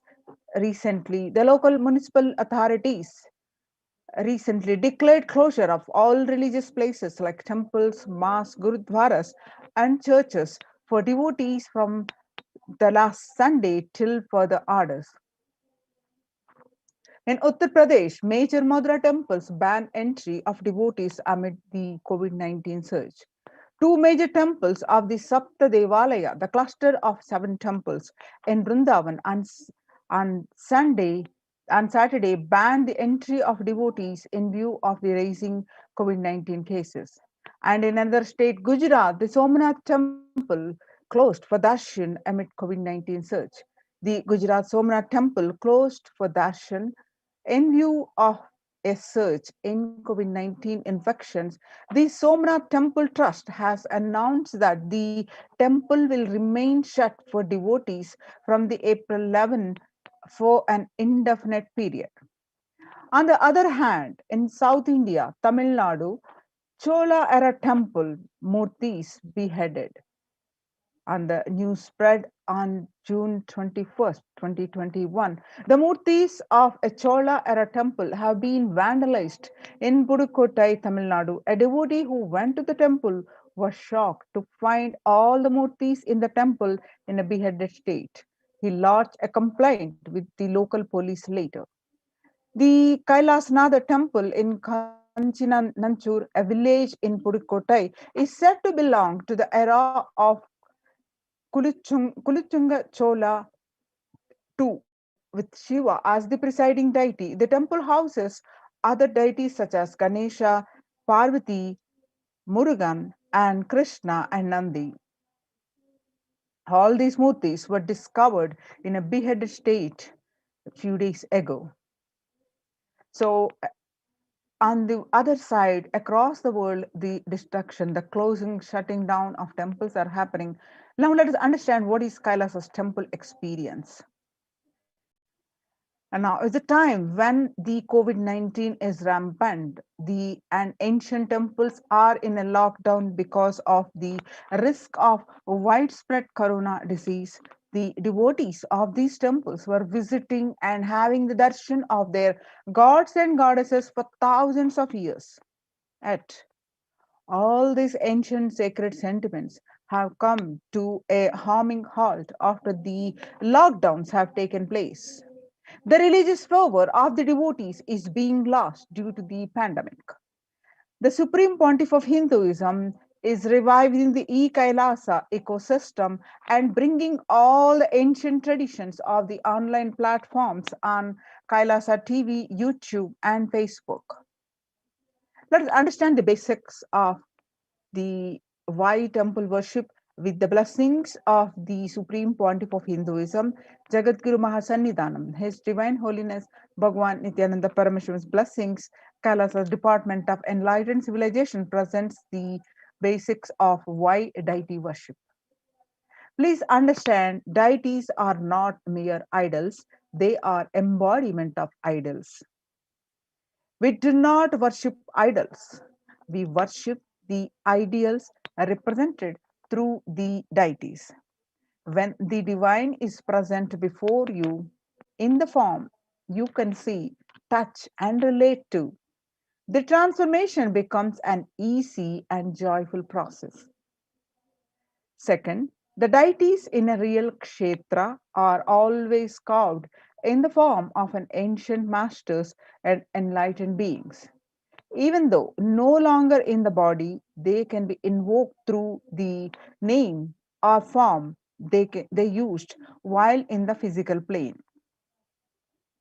When we pray to that deity or chant its name, the corresponding divine vibration is automatically awakened and becomes available on the energy plane to guide and bless us.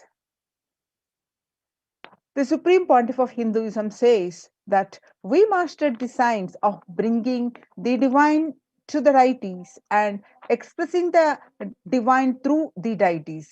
The whole science has been mastered in the Vedic tradition. The revival of temples will be the revival of world peace and world bliss. Revival of temple culture, the deity worship, where people are made to look in. That is where the revival of Sanatana Dharma, Advaita Satya, the truth of oneness experience, is going to happen. The divine, the Paramashiva, Devi, or Mahavishnu, have infinite auspicious qualities. When a devotee calls for intense devotion, with intense devotion to save him, or when the world is at stake in the verge of destruction, the divine manifests himself in a form to save whatever is needed at that time. That form becomes an independent intelligence. For example, Shiva saved Markandeya from death. Markandeya was a young boy whose destiny was to die at the age of 16. So, knowing this, the expecting the upcoming death, the Markandeya's parents were devastated and were uh, very sad. To remove their sorrow, Markandeya intensely prayed to Paramashiva. The samskaras that the parents gave him intensely connect with Paramashiva and worshipped Paramashiva. On the day of the death arrived the Lord of Death, the Kala arrived to take away the life of Markandeya. But Markandeya was intensely connected with Paramashiva and hugged Paramashiva to save him. And Paramashiva appeared when the Lord of Death was about to take the life of Markandeya. Paramashiva appeared and saved Markandeya. So he became a lord of the Lord of Death, Kala, where Kala is the Lord of Death. Kala is the who is the Paramashiva manifested the form to save the Markandeya. That become an independent deity. The same way, Paramashiva danced in ecstasy to do the Pantyakrutyas of the creation, sustenance, destruction, or rejuvenation, and pulling out of delusion and the Anugraha, the giving us the liberation. These Panchakritya, the 5 cosmic actions, Paramashiva does it with dancing casually. The cosmic dancer is called Nataraja. So Paramashiva's dancing form of Nataraja becomes an independent deity. Mahavishnu's very action of showering blessings on the world becomes Lakshmi. Same way, Brahma's very action of constantly sharing wisdom becomes Saraswati. So each of the actions of the ultimate becomes the independent intelligence and energy. When you connect these independent energies, those deities, whatever you want, immediately happens. So, whatever result you want, worship with rites, those divine energies who are the personification of those specific actions. Immediate results are achieved by connecting with those deities in this world. This can be a powerful method through which you can achieve whatever you want in life. Join the Kailasa's COVID protection centers and register now through the link below, https://kailasa.org/Kailasa care. The link is projected on the screen. Now let us see Kailasa's temple ecosystems.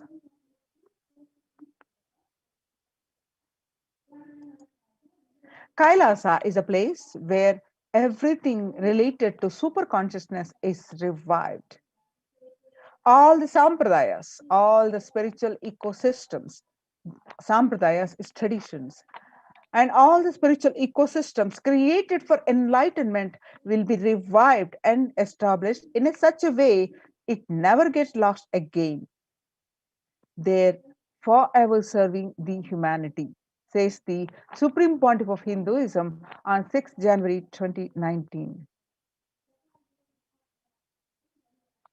Revival of Hinduism's temple ecosystems. Let's listen from the Supreme Pontiff of Hinduism's own voice. I am going to revive Hinduism by setting up a model community, enlightenment ecosystem. I am going to create absolutely from the scratch newly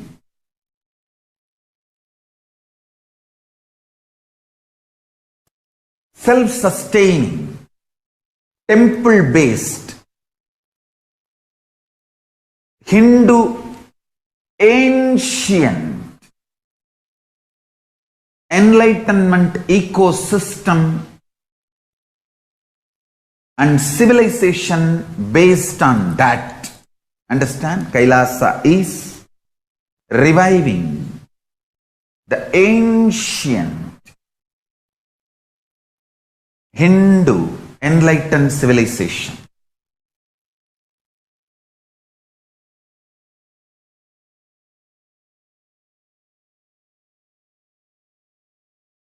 Paramashiva himself manifested this Kailasa Mandala, the enlightenment ecosystem, and the lifestyle. I am going to revive this whole enlightenment ecosystem, Kailasa, by creating a model Kailasas all over the world.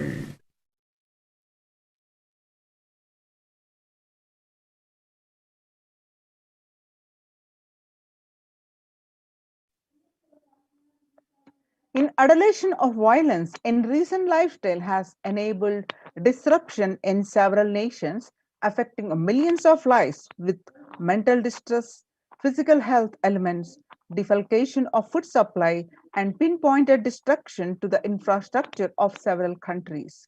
The Supreme Pontiff of Hinduism, Jagadguru Mahasannidhanam, His Divine Holiness Bhagwan Nithyananda Paramashivam, has dedicated his entire life and made it his mission to bring the global peace from the ground level through the Kailasa's Department of Religion and Worship and Department of Human Services to bring harmony in humanity, to create a life of freedom and peace for every individual on the planet Earth through the revival of the temple ecosystems. The director of the National Institute of Mental Health, Joshua Gordon, pointed out that the environmental factors present both risk and protective influences on mental health. He grouped such factors into three group types: individual factors such as the microbiome, natural and built components include green spaces, housing, and highways, which may play a role in health disparities, social factors like family structure, poverty, and other social determinants of health. From 1994 to this date, the Supreme Pontiff of Hinduism has worked tirelessly in the revival of temple ecosystems globally. Through the Kailasa Department of Religion and Worship, the Department of Human Services, led by the Supreme Pontiff of Hinduism, this lifelong commitment to the mission and vision of bringing global harmony, sustainable living, and reproducible ecosystems has been proven in the building active, contributing temple ecosystems around the world. Now you can see some of these pictures how the Supreme Pontiff of Hinduism built the temple ecosystems across the world way back from 2001. This picture is taken on 21st October 2006, following a meditation under the sacred banyan tree in Adi Kailasa. The peacekeepers of Kailasa, along with children of Nithyananda Gurukul, celebrate the auspicious occasion of Deepavali. This picture is from Adi Kailasa, and this picture that you are seeing are taken on 22nd December 2018. The peacekeepers of Kailasa and the participants of the Paramashivoham meditation workshop take part in the celebrations of a traditional flag hoisting ceremony.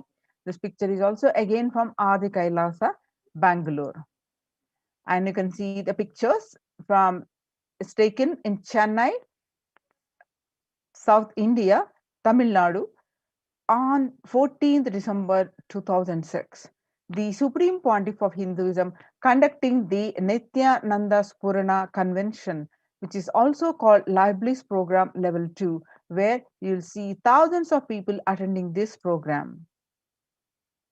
And on 17th December 2006, the Supreme Pontiff of Hinduism conducting the Nithyananda Purana Convention, and also called the Bliss Program Level 2 at St. Peter's Engineering College, where you will see thousands of devotees are taking part in this program. And the peacekeepers of Kailasa and the Supreme Pontiff of Hinduism embarked on a Himalayan Yatra, the traditional sacred pilgrimage to the Himalayan mountains and up to the river Ganga. This picture is taken on 26th May 2006. And you can see the temple ecosystem of Tiruvannamalai serves as the driving factor in maintaining the lifestyle of health, wealth, and well-being for citizens of Tiruvannamalai, one of the remaining living temple ecosystems. And this picture is taken on 20th December 2011, where thousands of devotees are on a procession where you find the Supreme Pontiff of Hinduism waving with a flag. You can see this beautiful picture where the peacekeepers of Kailasa and participants of the Paramashivoham meditation workshop take part in the morning meditation and the traditional puja or ritualistic worship. This picture is taken in Adi Kailasa, Bidadi, Bangalore on 31st December 2018. You can see as part of the Krishna Janmashtami celebrations, where the Supreme Pontiff of Hinduism distributing the sweet butter, and this picture is taken on 17th January 2014.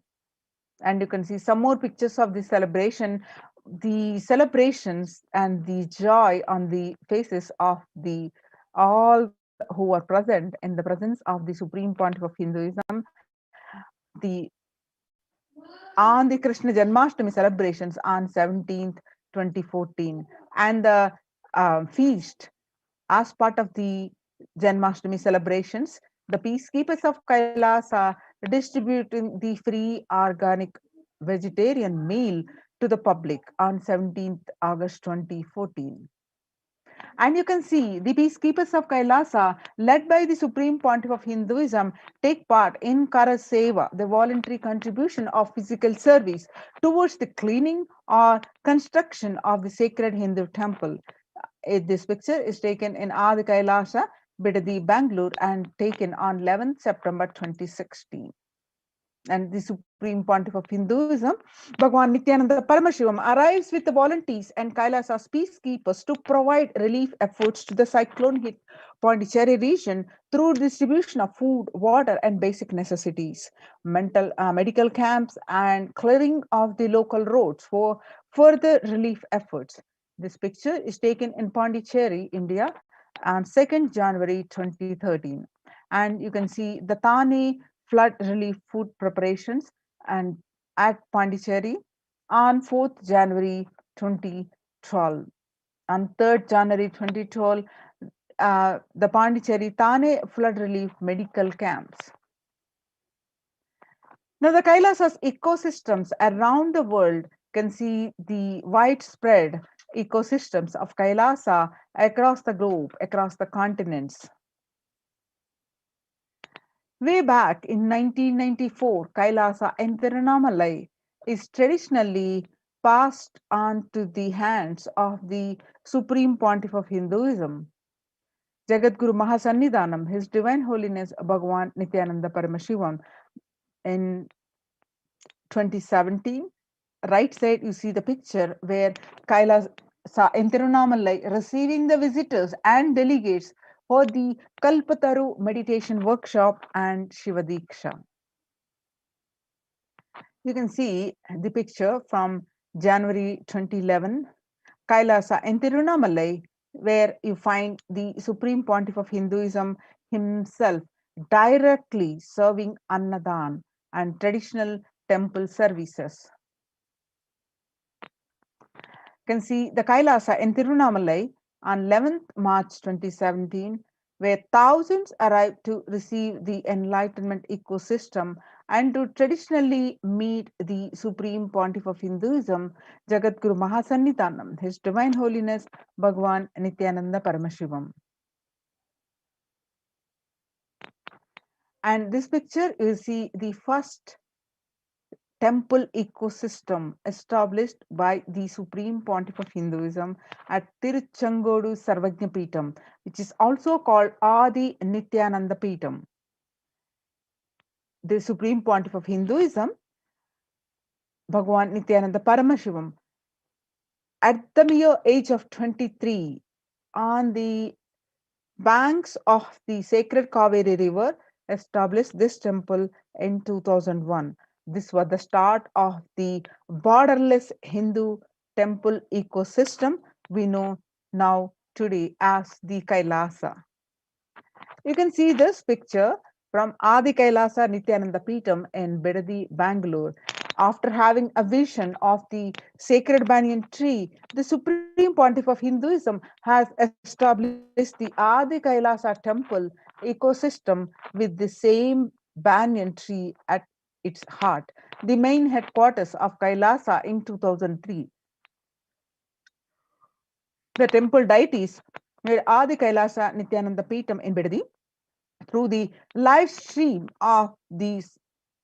You can watch the sacred banyan tree, which is also called the Kalpa Vriksha, where you can ask the boons that you wish to.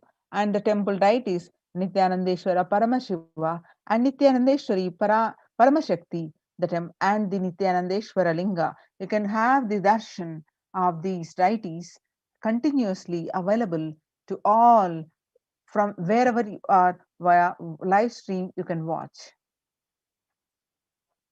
You can see the continuous flow of worship and temple services.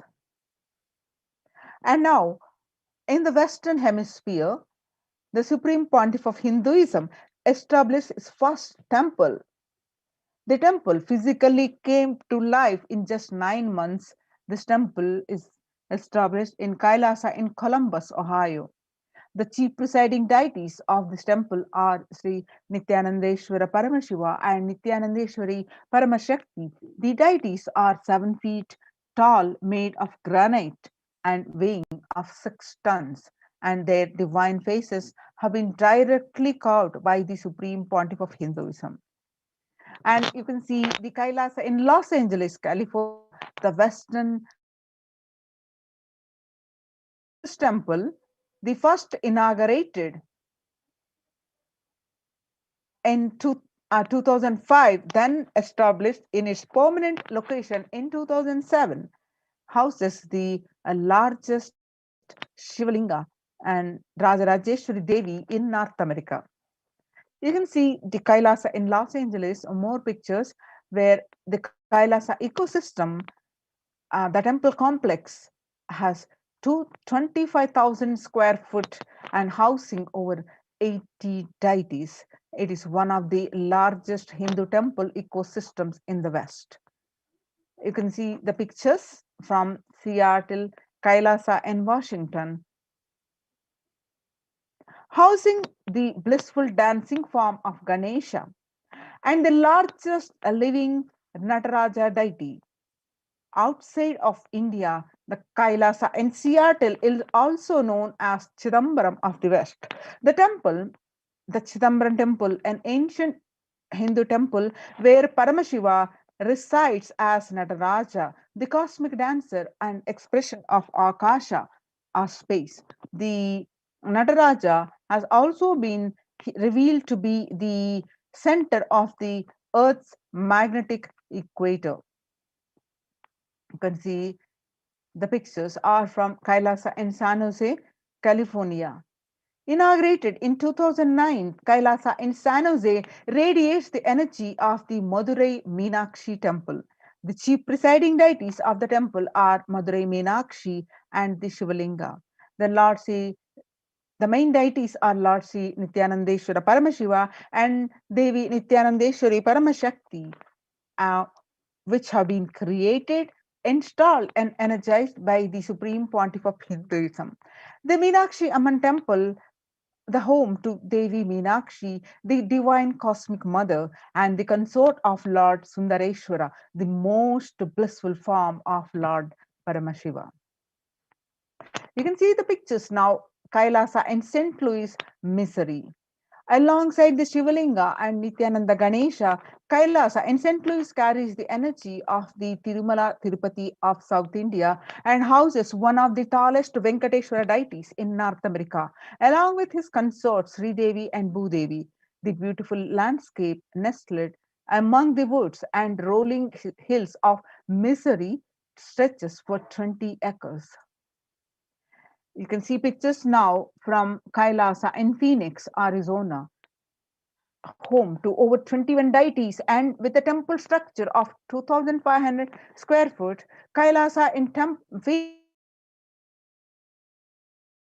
Supreme Pontiff of Hinduism, Bhagwan Nithyananda Paramashivam, serving as an energy field of worship, meditation, and celebration for over 7 years. You can see the pictures now from Kailasa in Houston, Texas, USA. Formally inaugurated in 2017, the Supreme Pontiff of Hinduism has declared Kailasa in Houston as the Parihara Sthala for all the Navagraha doshas. The Navagraha, which all the ill effects of 9 celestial bodies are removed with the Parihara. And you can see the pictures are from Kailasa in Toronto, Canada. Inaugurated on July 2011, Kailasa in Toronto is one of the only Hindu temple in the West, with all 63 Naimanas and 18 Siddhas residing as deities. The temple deities here are seated exactly as they existentially preside in Kailasa around Paramashiva and the primordial deity of the Hinduism. You can see more blissful pictures from the Kailasa in Toronto, Canada. Active and alive from 2011 onwards, Kailasa in Toronto has been the blessed to radiate the super consciousness energy of Kailasa. This temple ecosystem goes on providing various temple services to the community, such as Annadan and traditional Hindu ceremonies.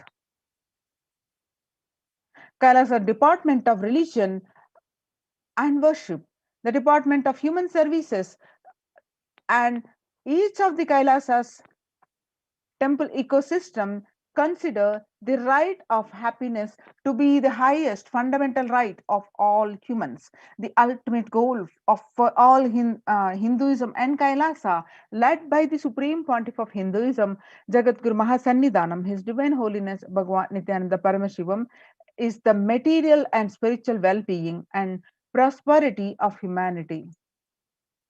Join now the COVID Care Protection Centers. Register now through the link below, https://kailasa.org/Kailasa care. Now let us see the contribution from the Kailasa's Department of Religion and Worship during the COVID-19 pandemic. You can see the live stream where you find the Adi Kailasa Kalpa Vriksha tree, the sacred banyan tree, which gives the bones continuously. You can watch this via live stream. You can watch the live streams of the Abhishekam, the temple services, and the live satsangs by the Supreme Pontiff of Hinduism continuously. On 12th May 2021, Devi Parashakti herself revealed through the Supreme Pontiff of Hinduism to the world that I came as Nija Avatar. I am blessing you. Listen, people, listen. To do good to all of you, I have taken the form of Nityananda and came down as Nija Avatar. People of India, listen, carefully listen. Time after time, Bharatam is Jnana Bhumi, where enlightened being comes. We cannot make Jnana Bhumi as infertile. Enlightened beings have to come. They have to live, it has to flower. Few hypocrites, because they are stuck in delusion, we cannot sacrifice the world. Cosmos cannot be destroyed. The ship I did to save the cosmos from being destroyed, that is called Adi Kailasa. The ship I did to protect beings from Pralaya is Adi Kailasa because of conspiracy of Drohis and enemies rule. The captain has to leave the ship. Before 12 years, knowing the great deluge that is going to happen, all Aushadas by this Guru Purnima, that Jnana Rasavadam, Navapashana is going to flower. Allow people to come and take dip in Navapashana flower. People, whoever comes and dip in Vaidyasarovar, they will not have death. They will not have corona. Crores and crores of people will come in line every day. I, they will take the dip in the Ananda Lingam. On 13th May 2021, Devi continued to reveal to the world that listen well to my words. For India, I made ship as protection. The Nithyananda Navapashana Lingam invite the Sarovar. Go to Adi Kailasa, O Indians, listen. All those regretting losing Nityananda Nija Avatara without confusion and without talking, just as lip service, go to Adi Kailasa. Scores of people will come there looking for health, Navapashana water feast and medicine to get health and protection and enlightenment. To protect India from the great destruction, I, Parashakti, made this huge ship. Even if captain is not there, the ship is there. When the first world countries close their borders during a massive global emergency, Kailasa has opened its not only its doors to all without exception. Join the COVID care protection centers and save your life. Register now through the link below https://kailasa.org/kailasa care. You can see the blissful pictures from the ecosystem of Adi Kailasa. You can see the various rituals that are happening, the temple services that are happening, and the various fire rituals, various abhishekams, alankarams, and the kalyanams, and the festivals that are being celebrated in the temple ecosystem. Register now through the link below. Join COVID care protection centers and save your life. https://kailasa.org/kailasa care.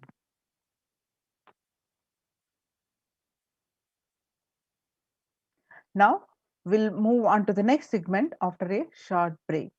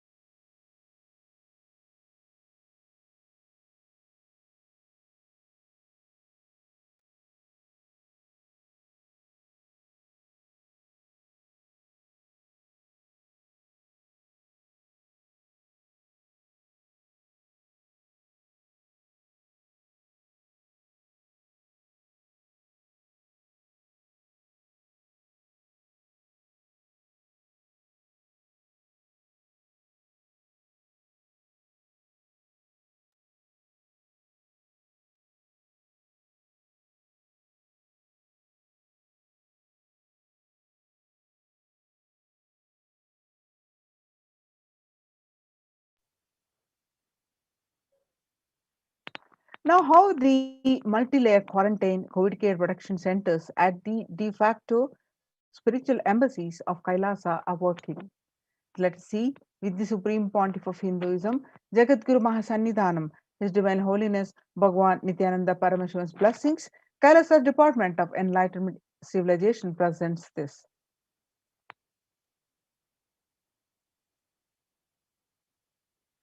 As we see the world today, COVID-19 is creating a hunger catastrophe in India. The pandemic has led to increase in global food insecurity affecting the vulnerable household in almost every country. It has exacerbated the existing inequalities, pushing millions of people into the vicious cycles of economic stagnation, loss of livelihood, and worsening food insecurity. You can see the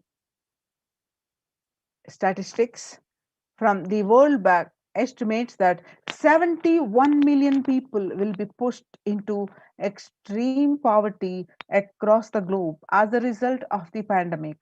The World Food Programme estimates that an additional 130 million people could fall into the category of food insecure over and above the 820 million who were classified as such by the 2019 State of Food Insecurity in the World Report.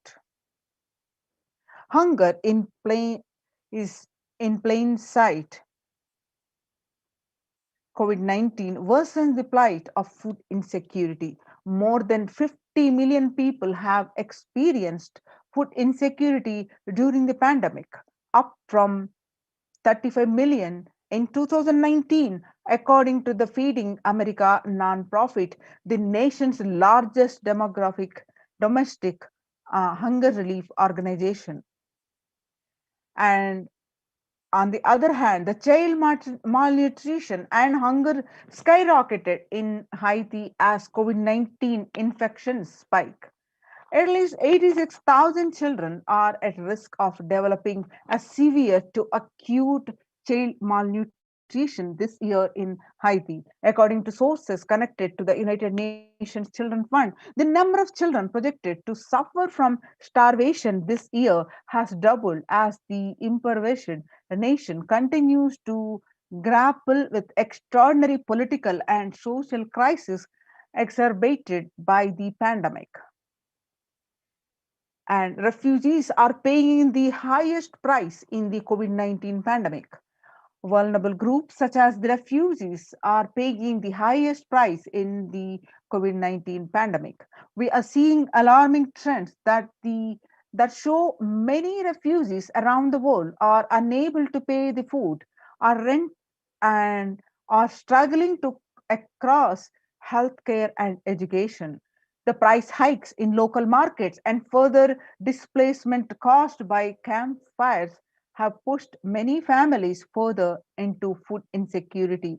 During April and May, around 30,000 refugees in the Cox's Bazar camps raised questions and concerns, with 63% seeking services including urgent food relief and shelter. Just over one third, that is 37%, requested health or medical care. The famine risk spikes amidst COVID-19 conflict, COVID-19 and funding gaps. The number of people teetering on the brink of famine has risen from 34 million projected as the beginning of the year to 41 million projected as of June. He said, without immediate emergency food assistance, they too face starvation as the slightest shock which pushed them over the cliff into famine conditions. The World Bank releases report on growing food insecurity that the the insecurity rates in response to the COVID-19 pandemic. The report released on May 20th, 2021 stated that COVID-19 impacts have led to severe and widespread increases in global food insecurity, affecting vulnerable households in almost every country, which impacts expected to continue to grow through 2021 into 2022. It also states that the global food prices increased significantly by 38% since January 2020. The World Economic Forum, the report includes 155 million people are caught up in food crisis of varying severity. 133,000 people in Burkina Faso, South Sudan, and Yemen are most at risk. 10 countries account for two-thirds of those facing acute hunger. The resilience of agri-food systems is being eroded by conflict, insecurity, and environmental trends. Join now through the link below and protect yourself in the Kailasa's COVID Protection Care Centers, https://kailasa.org/Kailasa care. Now, let us listen, understand what the Supreme Pontiff of Hinduism revealing the secrets of food. You become what you eat. What you eat contributes to what you think. What you think contributes to what you cognize. What you cognize contributes to what you are. So, what you eat directly affects who you are, and that is why I am making this statement. You become what you eat. What is in your plate matters because that is going to become you. Violence based food derived from killing animals and life negative chemical based toxic food both harm the system equally. The organic vegetarian food is not just for health, it gives you an inner peace, the physical system, and physiological flow to develop psychology, highest psychology, not only your physical system, even your physiological flow needs to cooperate. Your brain is constructed for all those higher things. When you don't explore the higher things, you are bound to feed the lower things and keep your brain engaged for survival. If you don't explore the higher dimensions of consciousness, you will force yourself into drugs and try to explore the hallucination, imaginary, illusory dimensions of the universe. The human body is naturally designed for vegetarian food. Vegetarianism as a lifestyle, the inner mechanisms like feeling, thinking, words, everything is designed to function with vegetarian food. It is like having a generator which can handle only 220-volt currents or a UPS which can handle only 220-volt currents, but it is given 20,000 volts current. What will happen? It will get fused. The food without anxiety, without fear, without depression, without biomemories, if they are consumed by a person, the energy with which they think, the energy with which they utter words, the energy with which they act, the energy with which they feel, the energy will be aligned to the natural source of energy. It will be aligned to nature, which is the inner potential energy. Kailasas Annalayas are serving free organic vegetarian sattvic meal for all, eliminating the hunger. The developmental, economic, social, and medical impact of malnutrition and famine have a critical impact on the individual, familial, community, and national, ultimately on the ground level. With the ongoing COVID-19 pandemic triggering an alarming spike in food insecurity, the United Nations have given warnings of famines of biblical proportions. In 2020 alone, 690 million people were estimated to be pushed into food insecurity. The access and availability to organic food has become of utmost importance. Through the Kailasa's Department of Agriculture, the Supreme Pontiff of Hinduism, Jagadguru Mahasannidhanam, His Divine Holiness Bhagwan Nithyananda Paramashivam, has committed to the distribution of free organic food to everyone, not just since the beginning of his public life, but from his very upbringing itself. Kailasas Annalayas, the food bank established all across the globe, distribute and serves free vegetarian, organic food to people of all castes, creed, religions, race, and gender and social standing.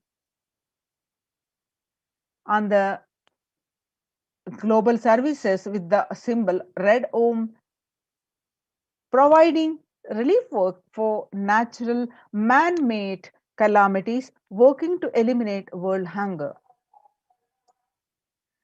You will see this picture, you're finding this picture, we will revive the food supply system of Kailasa. Before you get hungry, food will be ready. Continuous Annadan. The Supreme Pontiff of Hinduism says that I am not giving any fantasy, it is already become a reality. The Supreme Pontiff of Hinduism, Jagadguru Mahasannidhanam, His Divine Holiness Bhagwan Nithyananda Paramashivam, spoke on this on 17th June 2019. You can see the picture that the Supreme Pontiff of Hinduism serving the free food to one and all on 22nd November 2002. The pictures show the early days of Kailasa's spiritual mission, where the Supreme Pontiff of Hinduism is offering Annadan, providing free organic vegetarian meal on Kartikeya Deepam, Tirunamalai, India. 2013, even with a fractured hand, the Supreme Pontiff of Hinduism, Jagadguru Mahasannidhanam, His Divine Holiness Bhagwan Nithyananda Paramashivam, engaged in selfless work day and night, inspiring the peacekeepers of sovereign order of Kailasa to engage in selfless service, leading the nation of Kailasa by example. In 2011, the Supreme Pontiff of Hinduism had a multiple compound fracture with the bone protecting out of the skin. In 2013, two steel implants that were fastened in 2011 were removed as the bones had healed completely, and he is after the surgery. On 3rd Jan 2012, the Supreme Pontiff of Hinduism, you can see serving the free food to Thane flood relief victims in Pondicherry. And you can see more pictures of the free food distribution on 3rd January 2012. You can see the pictures from 3rd January 2012, the Pondicherry Thane flood relief. On 9 September 2011, Nithyananda Annalaya inauguration at Tirunamalai, India. On 25th November 2005, Arogya Yoga Health Workshop in Tamil Nadu, India. And you can see this picture on 12th December 2007, Nithyananda Spurana Meditation Workshop, Salem, India. You can see this picture, 20th September 2012, Nithyananda Spurana Meditation Workshop, Tirunamalai, India. 27 November 2012, the Kartikeya Deepam celebrations in Tirunamalai, India. On 10th May 2017, the Inner Awakening Meditation Workshop at Tirunamalai, India. And 10th April 2017, the Kalpataru Meditation Workshop, Tirunamalai, India. And you can see the food distribution happening as a Bandara feast served for respected spiritual leaders and Hindu monks. This picture is taken on 5th May 2016 and 20th April 2016 during the Kalpataru meditation workshop. The free food is served to lakhs of people. And you can see the picture on 11th March 2017, Arunachala Sarvagyapeetham, Tirunamala, India, where the distribution of food is happening. On 18th August 2019, at Tiruchangadu Sarvagyapeetham, India, the free Annadanam, the distribution of food is happening. And you can see the pictures from 6th July 2019, Annadan distributed during Guru Purnima, the traditional celebration of Guru and Kailasa in Houston. You can see this blissful picture from 8 December 2016 during the program of Sadashivoham meditation workshop, where the Supreme Pontiff of Hinduism serving the free food to one and all. And you can see the Annadan service continues in the midst of the COVID-19 crisis. A picture is taken in Madurai, India on 30th May 2020. Proof of the necessity for Annadan, the Bengal famine of 1943. What I found in researching the Bengal famine was that Churchill did several things that greatly aggravated the death toll. India was being used extensively for the war effort. Indian resources, Indian soldiers, and Churchill repeatedly refused to acknowledge the fact that the extent to which India was used could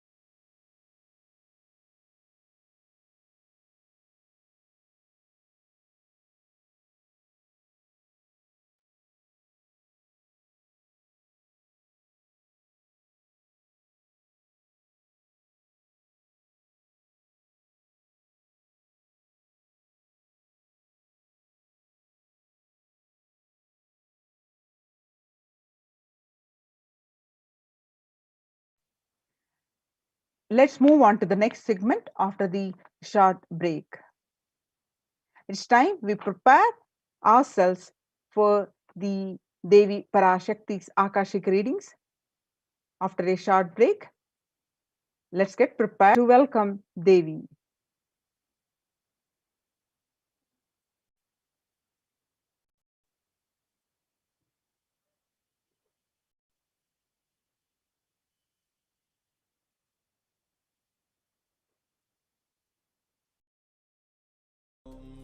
Nithyananda Paramashivoham. Om Nithyananda Paramashivoham. Om Nithyananda Paramashivoham. Om Nithyananda Paramashivoham. Om Nithyananda.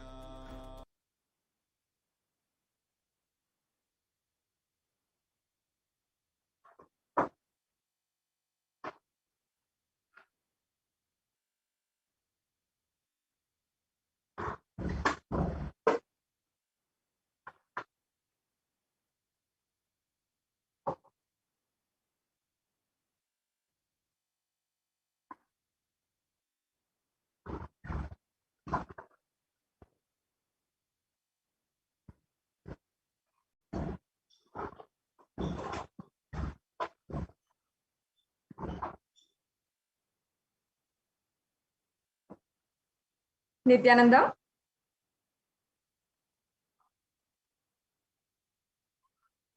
Yes, Nithyanandam, welcome back to all of the viewers. Let us now enter into the science of Bhava Samadhi Darshan and understanding the science of Bhava Samadhi Darshan and getting ready for the live darshan of Devi Parashakti herself. Yes, let's go on. Now, when Bhagavan Sri Krishna once saw his own extraordinary sweetness reflected in the jewel wall, he was amazed and he said, "How unprecedented and astonishing is this deep and indescribable sweetness of mine.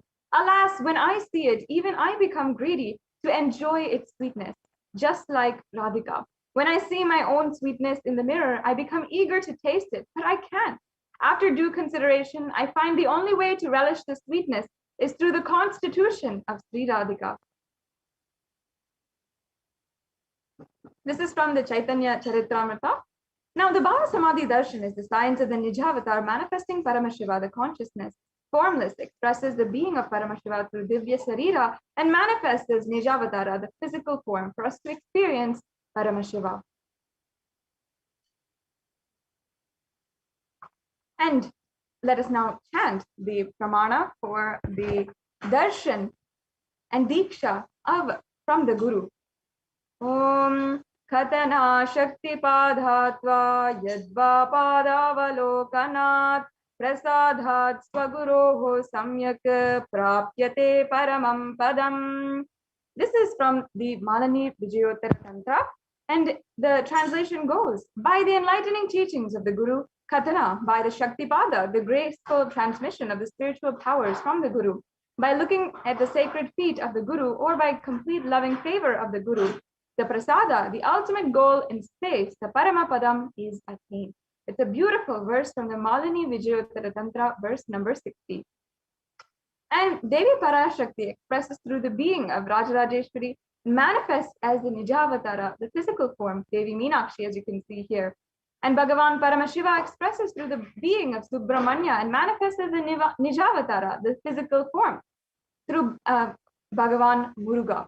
And Bhagavan Paramashiva expresses the being of Arunagiri Yogeshwara and manifests as the Nijavatara, the physical form, the supreme pontiff of Hinduism, Jagat Guru Mahasanidanam, His Divine Holiness, Bhagavan Nithyananda Paramashivam.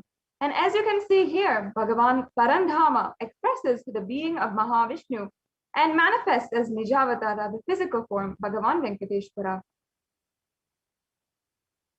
The Arshavatar reflects the consciousness and manifestation of the superconscious energy, but human beings are not mature enough to receive the higher level experiences from the Arshavatar directly. The avatar, the physical embodied form, comes down to bridge the gap and create experience of superconsciousness in all of us. When we have the Bhava Samadhi Darshan of the Nijavatar manifesting beings of various dimensions of Paramashiva, the auspicious components and powerfulness of those dimensions of Paramashiva are awakened in us. And the dimension of Paramashiva manifesting in the Nijavatara, for us to experience the same, is what we call the Bhava Samadhi Darshan. Bhava Samadhi Darshan is the direct, costless experience of costless bliss. And during the Bhava Samadhi Darshan, our being comes alive and celebrates the energy and wave of existence. Our very muscles learn to radiate Paramashiva, and the Bhava Samadhi Darshan is like a window to the infinite expanse of consciousness, allowing us to glimpse the formless in a way that we can understand. Even without much effort from our side, our very biomemory aligns to the space of Paramashiva, the ultimate consciousness, during the Bhava Samadhi Darshan. And to have a glimpse of, or even have the darshan of the avatar, it means lifetimes of karmas breaking and creates a deep and lasting transformation inside of us. And now, what is the very space that we can experience Bhava Samadhi Darshan? It is gratitude. Gratitude enables the reflection of the consciousness on all levels, physical, physiological, and ultimately conscious level. And the darshan meditation as a preparation helps us fall into space of gratitude. And it is during that time we drop conscious resolution, the satya sankalpa of anything we want or need in life, and be ready to reflect the consciousness of Paramashiva. That is all you need in order to manifest the best for your life and the lives of people around you. Now, the right context to hold here is, I know you are the source of everything. You are everything, and you are the embodied form of the Supreme Pontiff of Hinduism, and you are in this body, my body. You are the source for both. Let me connect with you. Let you reveal yourself to me, and let me be in the Bhava Samadhi of you. Now, let us take a few minutes and set up for the Panchopachara Puja. The next segment, we will be getting ready for the very presence of Devi Parashakti herself. And you can now get ready for the Panchopachara Puja, which we'll be offering upon having the darshan of Devi Parashakti. Get ready with the sandalwood paste, flowers, incense, lamp, and food offering as well. So as you can see here, these are all the different items that you can have ready. And let us eagerly await the divine darshan of Devi Parashakti. Take a few minutes now and get ready. Have all the items prepared, as many as possible. Even if you don't have some of these items, it's okay. And we'll now be getting ready for the Bhava Samadhi darshan with the Paramashiva Dhyana mantra. This Paramashiva Dhyana mantra is literally the very form of Paramashiva in the mantra form. So let's get ready now for the Paramashiva Dhyana mantra. Nithyananda. Now, just a few more minutes before the live Parashakti Akashic reading is going to be beginning, and let us all enter into the Paramashiva Dhyana mantra. Paramashiva Dhyana mantra, these are the sacred, extremely sacred and powerful mantras, which literally the Supreme Pontiff of Hinduism himself has embodied. Literally, the avatar births himself in the form of these mantras. And today we are going to be offering our prayers to Devi Parashakti and praying for all the beings that have lost their lives due to the pandemic, due to the natural disasters, unnatural disasters, etc., for their Atma Shanti. We pray so that all the children that are orphaned due to this pandemic are protected. We offer our prayers, Devi Parashakti, manifesting the Nija Avatar of the Supreme Pontiff of Hinduism, to protect and remove all kind of insecurities, to heal us from any physical, mental, or psychological impacts of the pandemic, to remove all kind of disasters and natural and man-made disasters that are impacting the people, to heal the world from the cascading effects of the pandemic, to remove all kind of collective negativity that is causing impacts or directly in the consciousness of people, to remove all warfare, all the violence that is impacting people. We offer our prayers to Devi Parashakti for her to bestow all of us with her grace, blessings, and protection from any violence and from any calamities. We offer our prayers on behalf of each and every one of you to Devi Parashakti for her to heal the relationship issues that we may have, to remove any kind of failures in life, to bestow us with success in our business endeavors, to bestow us with success in our career goals, to bestow us with blessings, empower us to be able to manifest reality, health, wealth, and abundance in life. And we offer our prayer to Devi Parashakti for her to always manifest in our life as the Supreme Pontiff of Hinduism, Jagadguru Mahasannidhanam, His Divine Holiness Bhagavan Shri Nithyananda Paramashivam, for all of us to be bestowed with her grace, blessings, and protection. Let us now enter with the Paramashiva Dhyana mantra. Please sit straight. Om Nithyananda Paramashivoham. Om Nithyananda Paramashivoham. Om Nithyananda Paramashivoham. Om Hrim Nithyanandaya Namaha. Om Ham Shivaya Namaha. Om Nithyanandam Paramasukadam Kevalam Jnanamurtim द्वन्द्वातीतं गगनसदृशं तत्त्वमस्यादिलक्ष्यम् एकं नित्यं विमलमचलं सर्वधी साक्षिभूतं भावातीतं त्रिगुणरहितं सद्गुरुं तं Namami.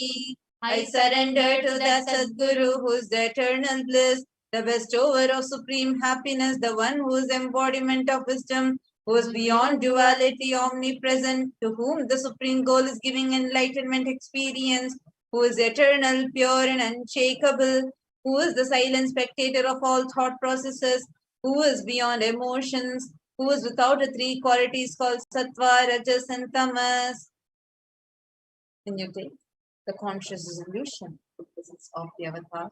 The power of Sankalpa itself will deliver the experience and manifest your reality. Om Namo Pata Samasta Duridakshaya Dwara Bhagavat Shri Nithyananda Paramashiva Prityatam. I am taking this conscious resolution today for destroying all my karmas and sins and in order to please Bhagavan Shri Nithyananda Paramashivam. Asya Deva Devasya Mahadevasya Bilanda Koti Brahmanda Nayakasya. Who is the Lord of all gods? Who is the greatest of gods? Who is the Lord of universes and multiverses? Who is the Lord of the cosmos? Sakala Jagat Srishti Sthiti Samhara Tiro Bhava Anugraha Ke Panchakritya Parayanasya. The one who does the cosmic actions of creation, sustenance, rejuvenation, pulling out of delusion and liberation. Adimadhyantarhitasya Prameya Parakramasya Tattvartha Gocharasya. The one who is the beginning, middle and end. The one who is immeasurable. Akarokaram akaratmaka pranavatmakasya vrishabharudhasya mahadevasya कामिकादिवातुलान्त महातन्त्राख्य शैवागमस्वरूपस्य शुद्धनिगमागमस्वरूपस्य शुद्धाद्वैतशैवस्वरूपस्य नित्यानन्दपदस्तस्य नित्यानन्दस्वरूपस्य शुद्धसच्चिदानन्दविग्रहस्य रूपातीतस्य सकलनिष्कलस्वरूपस्य नित्यनिरञ्जन निरामय निर्विकार अखण्डादिविशेषणस्य Shri Nithyanandeshwari Parashakti Sameta Shri Nithyanandeshwara Paramashivasya Shri Nithyanandeshwari Parashakti Sameta Shri Nithyanandeshwara Paramashiva Avatara Bhutasya Sarvadeva Devi Swarupasya Bhagavataha Shri Nithyananda Paramashivasya Cha Prityatham Shubhe Shobhane Muhurte Adya Brahmanaha Dvitiya Parade Shri Shretavaraha Kalpe Vaivasatamanantare Ashtavinshaditame Nitya Yuge Pratame Pade Jambu Deepe Bharatavarshe Bharatakande Meroho Dakshine Parshve Shakabde Asmin Vartamane Vyavaharike Prabhavadinam Shashyaha Samvatsaranam Madhye Sharvarinam Shubhanam Samvatsare Shubhayane Shubharitau Shubhamase Shubhapakshe Shubhaditau Shubhavasara Yuktayam Shubhanakshatra Shubhayoga Shubhakarana Evam Guna Visheshana Vishishtayam Asyam Shubhaditau Shri Kailasa. During this auspicious time, during the second half of the lifetime of Lord Brahma, during the Kalpa called Shvetavaraha, during the regime of Vaivasata Manu, during the first quarter of the Yuga called Nitya Yuga, in the island called Jambu, in the continent called Bharatavarsha, the Indian subcontinent called Bharatakhanda, in the southern side of Mount Meru, in the Shaka era, during the auspicious year, which is one of the set of 60 years, which is in practice of which Prabhava is the first year, in the auspicious Ayana, in the auspicious Militant, in the auspicious month, in the auspicious Paksha, in the auspicious Tithi, on the auspicious day, during the auspicious Nakshatra, auspicious Yoga and auspicious Karana, during such an auspicious moment, Adi Kailase, Kalpavrikshasya Nithyanandanagare Smritasmritanam Muktidayake Mahakshetre.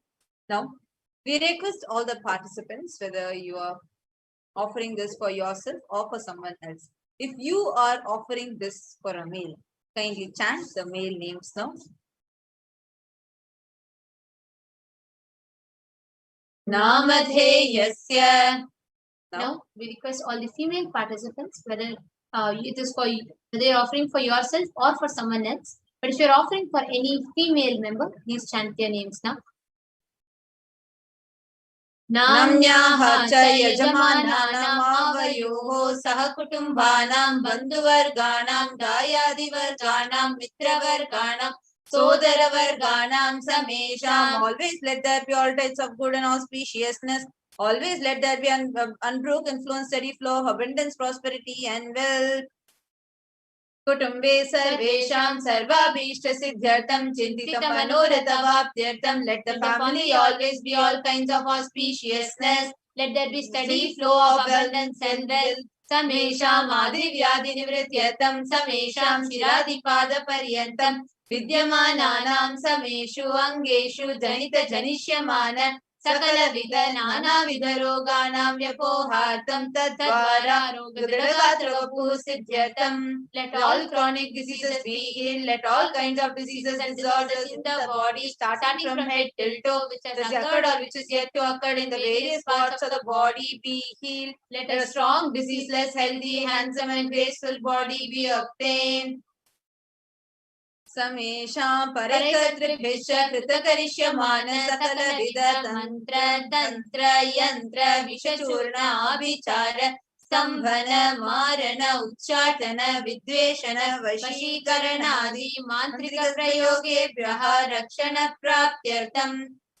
Let the protection be obtained from all evil effects of acts performed by people either in the past or yet to be performed in the future through the use of mantras, tantras, yantras, poisonous pills, employing spells for malevolent purposes like making a person immobile, killing a person through vomiting, diarrhea, and upsetting and ruining the health, poisoning and hypnotizing, etc. Apamrityu dosha nivrityartham, kala mrityu, akala mrityu, durmrityu nivrityartham. Let all the doshas or ill effects related to death like destined death, unnatural death, fatal death be removed. Samesham अंतर्दृष्टि बहिर्दृष्टि क्रूरदृष्टि व्यापारदृष्टि अनुकूलदृष्टि प्रतिकूलदृष्टि इत्यादि सकलविध दृष्ट दोष निवृत्त्यर्थं. Let all the effects of evil eyes from known and unknown sources, effects of cruelty filled eyes, evil eyes of business enemies, effects of evil eyes of people who may project as if they are well-wishers, and effects of the evil eyes of the people who are against our well-being be removed. समेषाम् अंतःशत्रु बहिःशत्रु क्रूरशत्रु व्यापारशत्रु अनुकूलशत्रु प्रतिकूलशत्रु इत्यादि सकलविध शत्रुबाधा निवृत्त्यर्थं. Let all the effects of inner enemies and outer enemies, fierce enemies, business enemies, enemies who project themselves as good, enemies who work against our well-being be removed. अनादि अविद्यावासनै समेषां मातृशापादि सकलविध शापानां व्यपोहनार्थं. Let the effects of all curses right from the mother be removed. अनादि अविद्यावासनया प्रवर्तमाने अस्मिन् महति संसार चक्रे विचित्राभिः कर्मगतिभिः विचित्रासु योनिषु पुनः पुनः अनेकधा जनित्वा. From time immemorial, due to ignorance, we get caught in the vast cycle of birth and death. Due to the effects of our actions, we take birth again and again in various bodies, which is quite strange.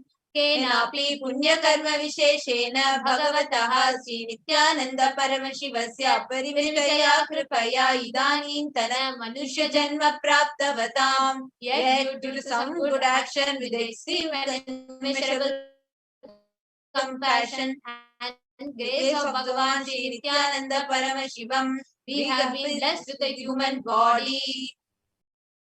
समेषामिह जन्मनि पूर्वजन्मनि जन्म जन्मान्तरेषु सर्वैः कृतानां शिवनिन्दा देवी निन्दा गुरुनिन्दा दोषव्यपोहार्थं शिवापराध देव्यपराध गुर्वपराध दोषव्यपोहार्थं. Any kind of abuse we may have and Guru in the present birth, past birth, or in any of the births be removed.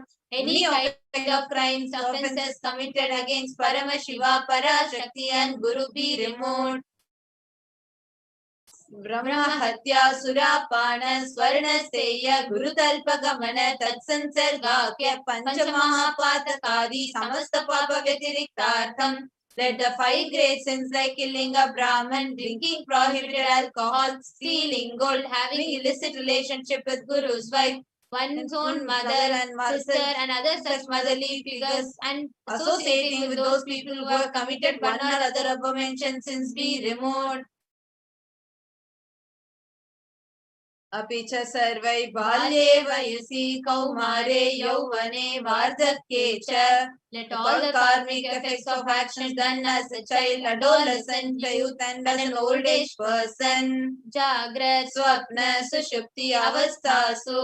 Let all the karmic effects of the action done in wakeful, dream, or deep sleep state, Karmendriya Jnanendriya Vyaparaihi, Sambhavitanam, let all the sins done through karmendriyas, that is the 5 organs which perform action like speech, hands, feet, excreting and reproductive organs, and jnanendriyas, that is the 5 organs which receive information like ears, eyes, nose, tongue, and skin.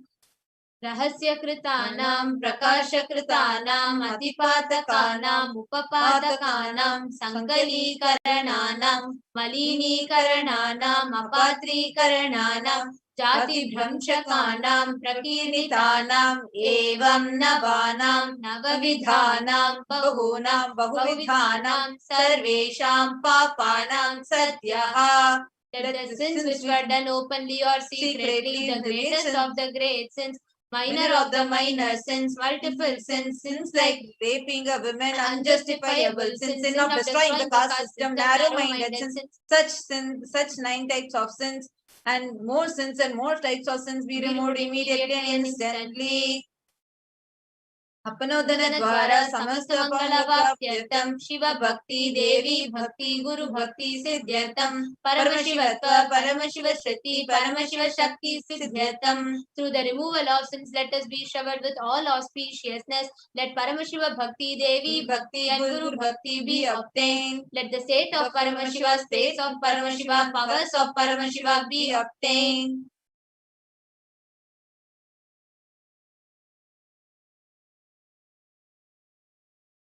कुटुम्बे सर्वदा सन्मङ्गलप्राप्त्यर्थम् अन्योन्यप्रेमाभिवृद्ध्यर्थम् पूर्णत्वसिद्ध्यर्थम् सर्वापनवृद्ध्यर्थम्. Let the whole family always be showered with all auspiciousness. Let mutual love bloom among all people. Let completion happen. Let all the mishap be removed. Kshiprarogyaváptyartham ayurvriddhyartham. Let healthy body be obtained instantly and immediately. Let longevity be bestowed. Vyapare udyoge cha sarvajana vashikaranartham. Tadvara unnatonnata sthana praptyartham. Let your charisma impress everyone in business and job, and through that let you attain the best of the best positions. बहुधन सौख्य प्राप्त्यर्थं गृह कनक पशुपुत्र पौत्र धन धान्य सौख्य प्राप्त्यर्थं. Let extremely wealthy and happy life happen. Let various wealth be showered in form of house, gold, cattle, children, grandchildren, money, grains, and all the other comforts related to worldly life. आदित्यादीनां नवानां ग्रहाणां दोषपीडा निवारणार्थम् आदित्यादीनां नवानां ग्रहानुकूल्यता सिद्ध्यर्थम्. Let all the malefic effects of the 9 planets be removed. Let the auspiciousness be bestowed by the grace of all the 9 planets. भूम्यन्तरिक्षे विद्यमान भूत प्रेत पिशाच राक्षस ब्रह्म राक्षस वेताल कुष्माण्ड डाकिनी शाकिनी इत्यादि सर्वारिष्ट निवारणार्थम्. Let all the evil effects that cause calamities on planet Earth, the evil effects of various demonic beings like Bhuta, Preta, dead people, Vishacha, demon, Rakshasa, Brahma Rakshasa, Vetala, ghost, Kushmanda, class of demons, Dakini, little devil, Shakini, kind of female demon be removed. मनोव्याकुलता निवारणार्थं. Let the mental confusion and worry be removed. प्रारब्धे कर्मणि करिष्यमाणे कर्मणि आदिदैविक आदिभौतिक आध्यात्मिक विघ्न निवारणार्थं. Let all obstacles be removed with regards to actions done or going to be done relating to God, world, and spirituality. समस्त ऋण निवारणार्थम धन लक्ष्मी धान्य लक्ष्मी संतान लक्ष्मी सौभाग्य लक्ष्मी विद्या लक्ष्मी वीर लक्ष्मी शौर्य लक्ष्मी विजय लक्ष्मी इत्यादि अष्टलक्ष्मी परिपूर्ण कृपा कटाक्ष सिद्ध्यर्थम let all the loans be removed, let all the ashtalakshmis like Dhanalakshmi, wealth, Dhanya Lakshmi, food and grains, Santan Lakshmi, offspring, Saubhagya Lakshmi, fortune, Vidya Lakshmi, knowledge, Shaurya Lakshmi, bravery, Veera Lakshmi, heroism, Vijay Lakshmi, success be showered. परीक्षासु उन्नत स्थाने विजय प्राप्त्यर्थम सर्व विद्या पारंगता सिद्ध्यर्थम मेधा शक्ति ग्रहण शक्ति अभिवृद्ध्यर्थम let the top rank be obtained in the examination, let all the excellence be acquired in all the fields of knowledge, let the memory power understanding ability be increased. Shri Kailasa Dvadashanta Shyamala Pita Rudha Shri Meenakshi Sundareshwara Bhinna Swarupa Parashivoputra Ratna Kumara. The one who has ascended the Madhurayadinam Shamala Peetam Shamala Pita Sarvagnya Peetam, which is the seat of Kailasa, from which Paramashiva rules the whole cosmos and Kailasa. Gurumanya Tulyavatara Shri Parvati Sanya Panalabda Divya Jnana Vishuddha Sakala Nigama Gamasara Bhuta Dravida Veda Pravatya the Jammamo Guru and equal avatar, the one who received enlightenment by drinking the breast milk of Devi Parvati, author of the famous Dravida Vedam, which is the essence of all the Vedas and Agamas. श्रीमत् Paramshiva करुणा समधिगत मुक्ताम चित्रशयान गीयमान छत्र चामर श्री चिन्ह कालादि समस्त बिरदावल्य अलंकृत ज्ञान विज्ञान चक्रवर्ती.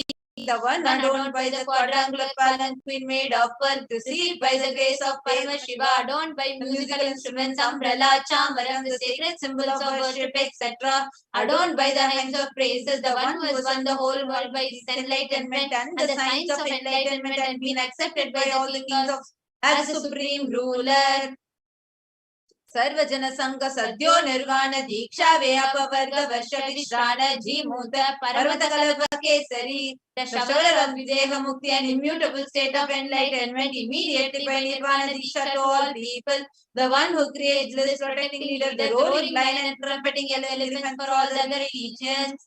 Shaiva Siddhanta Sthapanacharya Shri Rajadiraja Pandya Maharaj Guru Shapana Shakyadi Mahandakara Nivarana Jnana Bhanu Vikshana Narhara Dvajochedana Purvaka Srimad Vrishabhat Dvajastapaka Shaiva Samaya Katre. The Acharya who established Shaiva Siddhanta, the Raja Guru of the Pandya king, who is the supreme king of all kings, the Guru who is also the Pandya king, the supreme king of all kings, the enlightening sun that removes the utter darkness of delusion, the one who is installed the Vrishabha flag, the creator and reviver of Shaivism. Sarvajna Pitha Rudha Shri Jagat Guru Shri Jnana Sambandha Deshika Swami Vagisha Sundara Manikya Vachaka Swamina Avatara Bhuta Shri Jnana Sambandha Swami Punaradhita Shyamala Pitha Sarvajna Pitha Trinavadyuttara Chitama Guru Mahasannidhana. The one who is the ruler of Sarvajna Pitha, the seat of omniscience, O the avatar of such above mentioned attributes, the Guru of the whole world, Shri Jnana Sambandha Deshika Swami Appa Sundara and Manikya Vachaka Swami. O the ruler of kingdom of enlightenment, the Shyamala Pita Mahasamastana, which was revived by Jnana Sambandha Swami. O the one who has ascended the seat of omniscience, the 293rd Guru Mahasannidhana, Arunagiri Yogeshwara Paramparagata Arunachala Sarvajna Pita Guru Mahasannidhana, the one who has ascended the seat of Arunachala Sarvajna Pita in the lineage of Arunagiri Yogeshwara. Kailasa Paramparagata Kanchi Kailasa Sarvajna Pita Traistrinshaduttara Dvishitama Guru Mahasannidhana. The one who has ascended the seat of Kanchi Kailasa Sarvajna Pita as the 233rd Pontiff Guru Mahasannidhanam in the lineage of Kailasa. Nityotsav Nitya Mangala Nitya Kalyani Nitya Rajita Kailasa Paramparagata Adi Kailasa Nityananda Pitha Mahasamastana Mahasimhasana Pitha Katre. The creator of the Nithyananda Pita Mahasamastana Mahasimhasana Pita, which is eternally celebrating auspicious festival and having attractive energy of enriching. Kailasa Paramparagata Vaivasvatamanichwa Harishchandra Bhagirata Sri Ramachandra Shurasena Ityadi Anavachinna Sarvabhauma Chakravati Paramparagata Chatushashti Yogini Mandita Chatushashti Sampradaya Pravartaka Manudharma Shasana Surya Vamsha Prapta Sarvajna Pita Surangi Samrajya Murda Abhishikta Chudamani Sakshashi Paramashiva Samudbhuta Kapila Mahaguru Punaruddhrita Mahanirvani Pita Ashtotara Sahasra Shri Mahamandaleshwara The 1008 Sri Mahamandaleshwar of Mahanirvani Pita, established by Bhagavan Paramashiva himself and revived by sage Kapila, Sakshat Shri Paramashiva Simhasana Abhishekta Samasta Gananayaka, Shri Mahaganapati Samarambha Navachinna Pitadishwara, Guru Parampara Prapta Atala Pita Ashtotara Sahasra Kama Ashtotara Sahasra Shri Atala Pitadishwara. The 1008 Shri Atala Pitadishwara of Atala Pita, which has unbroken lineage and starting from Mahaganapati, who was coronated by Bhagavan Paramashiva himself, Dharma Mukti Swargapura Swarna Pita Trayo Vimsha Guru Mahasannidhana, the 23rd Guru Mahasannidhana of Dharma Mukti Swargapura Swarna Pita, Kailasa Paramparagata Adipita Sarvagnya Pita Jagat Guru of Adipita Sarvagnya Pita in the lineage of Kailasa, Shri Kailasa Punaruddharaka, Shri Kailasa Paramacharya, Srimad Paramahamsa Parivrajakaacharya Varya Sachidananda Pranava Swarupa Shrotriya Brahmanishta, Srimad Jagat Guru, Shri Bhagavat Shri Nithyananda Paramashiva Shri Jnana Sambandha Deshika Paramacharya Swaminam Prityartham, who is in the state of Paramahamsa, the Acharya of all sannyasis and parivrajakas, the embodiment of the pure truth, consciousness and bliss, the embodiment of sacred syllable Om, the knower of the Vedas and the one established in super consciousness, Tesham Padaravindayoho Bhakti Siddhyartham, Guru Kripa Kataksha Siddhyartham, Kshema Stairya Virya Vijayura Roga Aishwaryana Abhiruddhyartham, Dharmata Kama Moksha Siddha Pala Purushartha Siddhyartham, Mamasavasudritopashantyartham Samasta Mangalavaptyartham Bhagavat Shri Nithyananda Paramashiva Prasadena Sakutumbasya Jnana Vairagya Jivan Mukti Praptyartham Cha Shri Nithyanandeshwari Parashakti Sameta Shri Nithyanandeshwara Paramashiva Avatara Bhuta Shri Sarvadeva Devi Swarupasya Bhagavataha Shri Nithyananda Paramashivasya Jnana Shodasopachara Sarvopachara Archana Pujam Pratanam Karishye.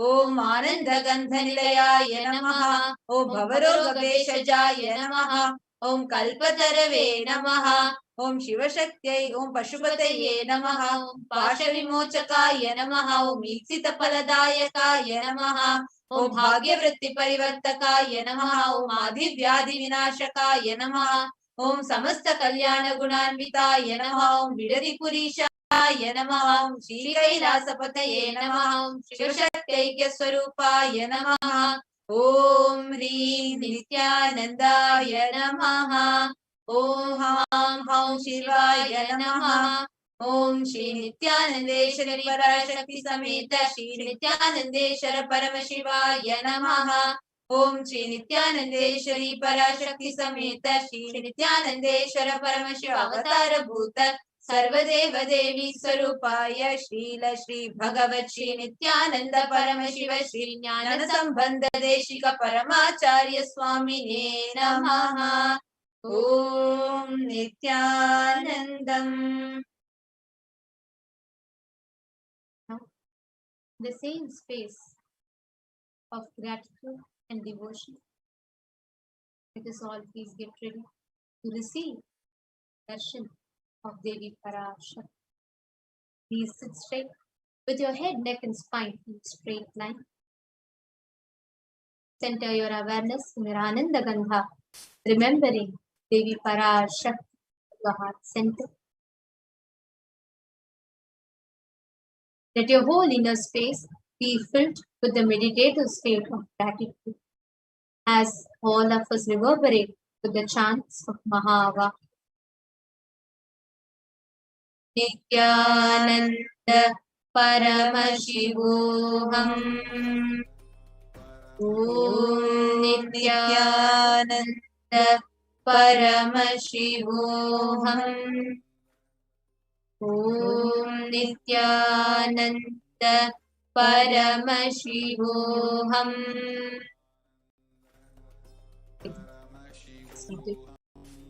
Same meditative space. Ready to see them. Devi Parashakti, the divine cosmic mother herself, is coming down to praise and protect all of us.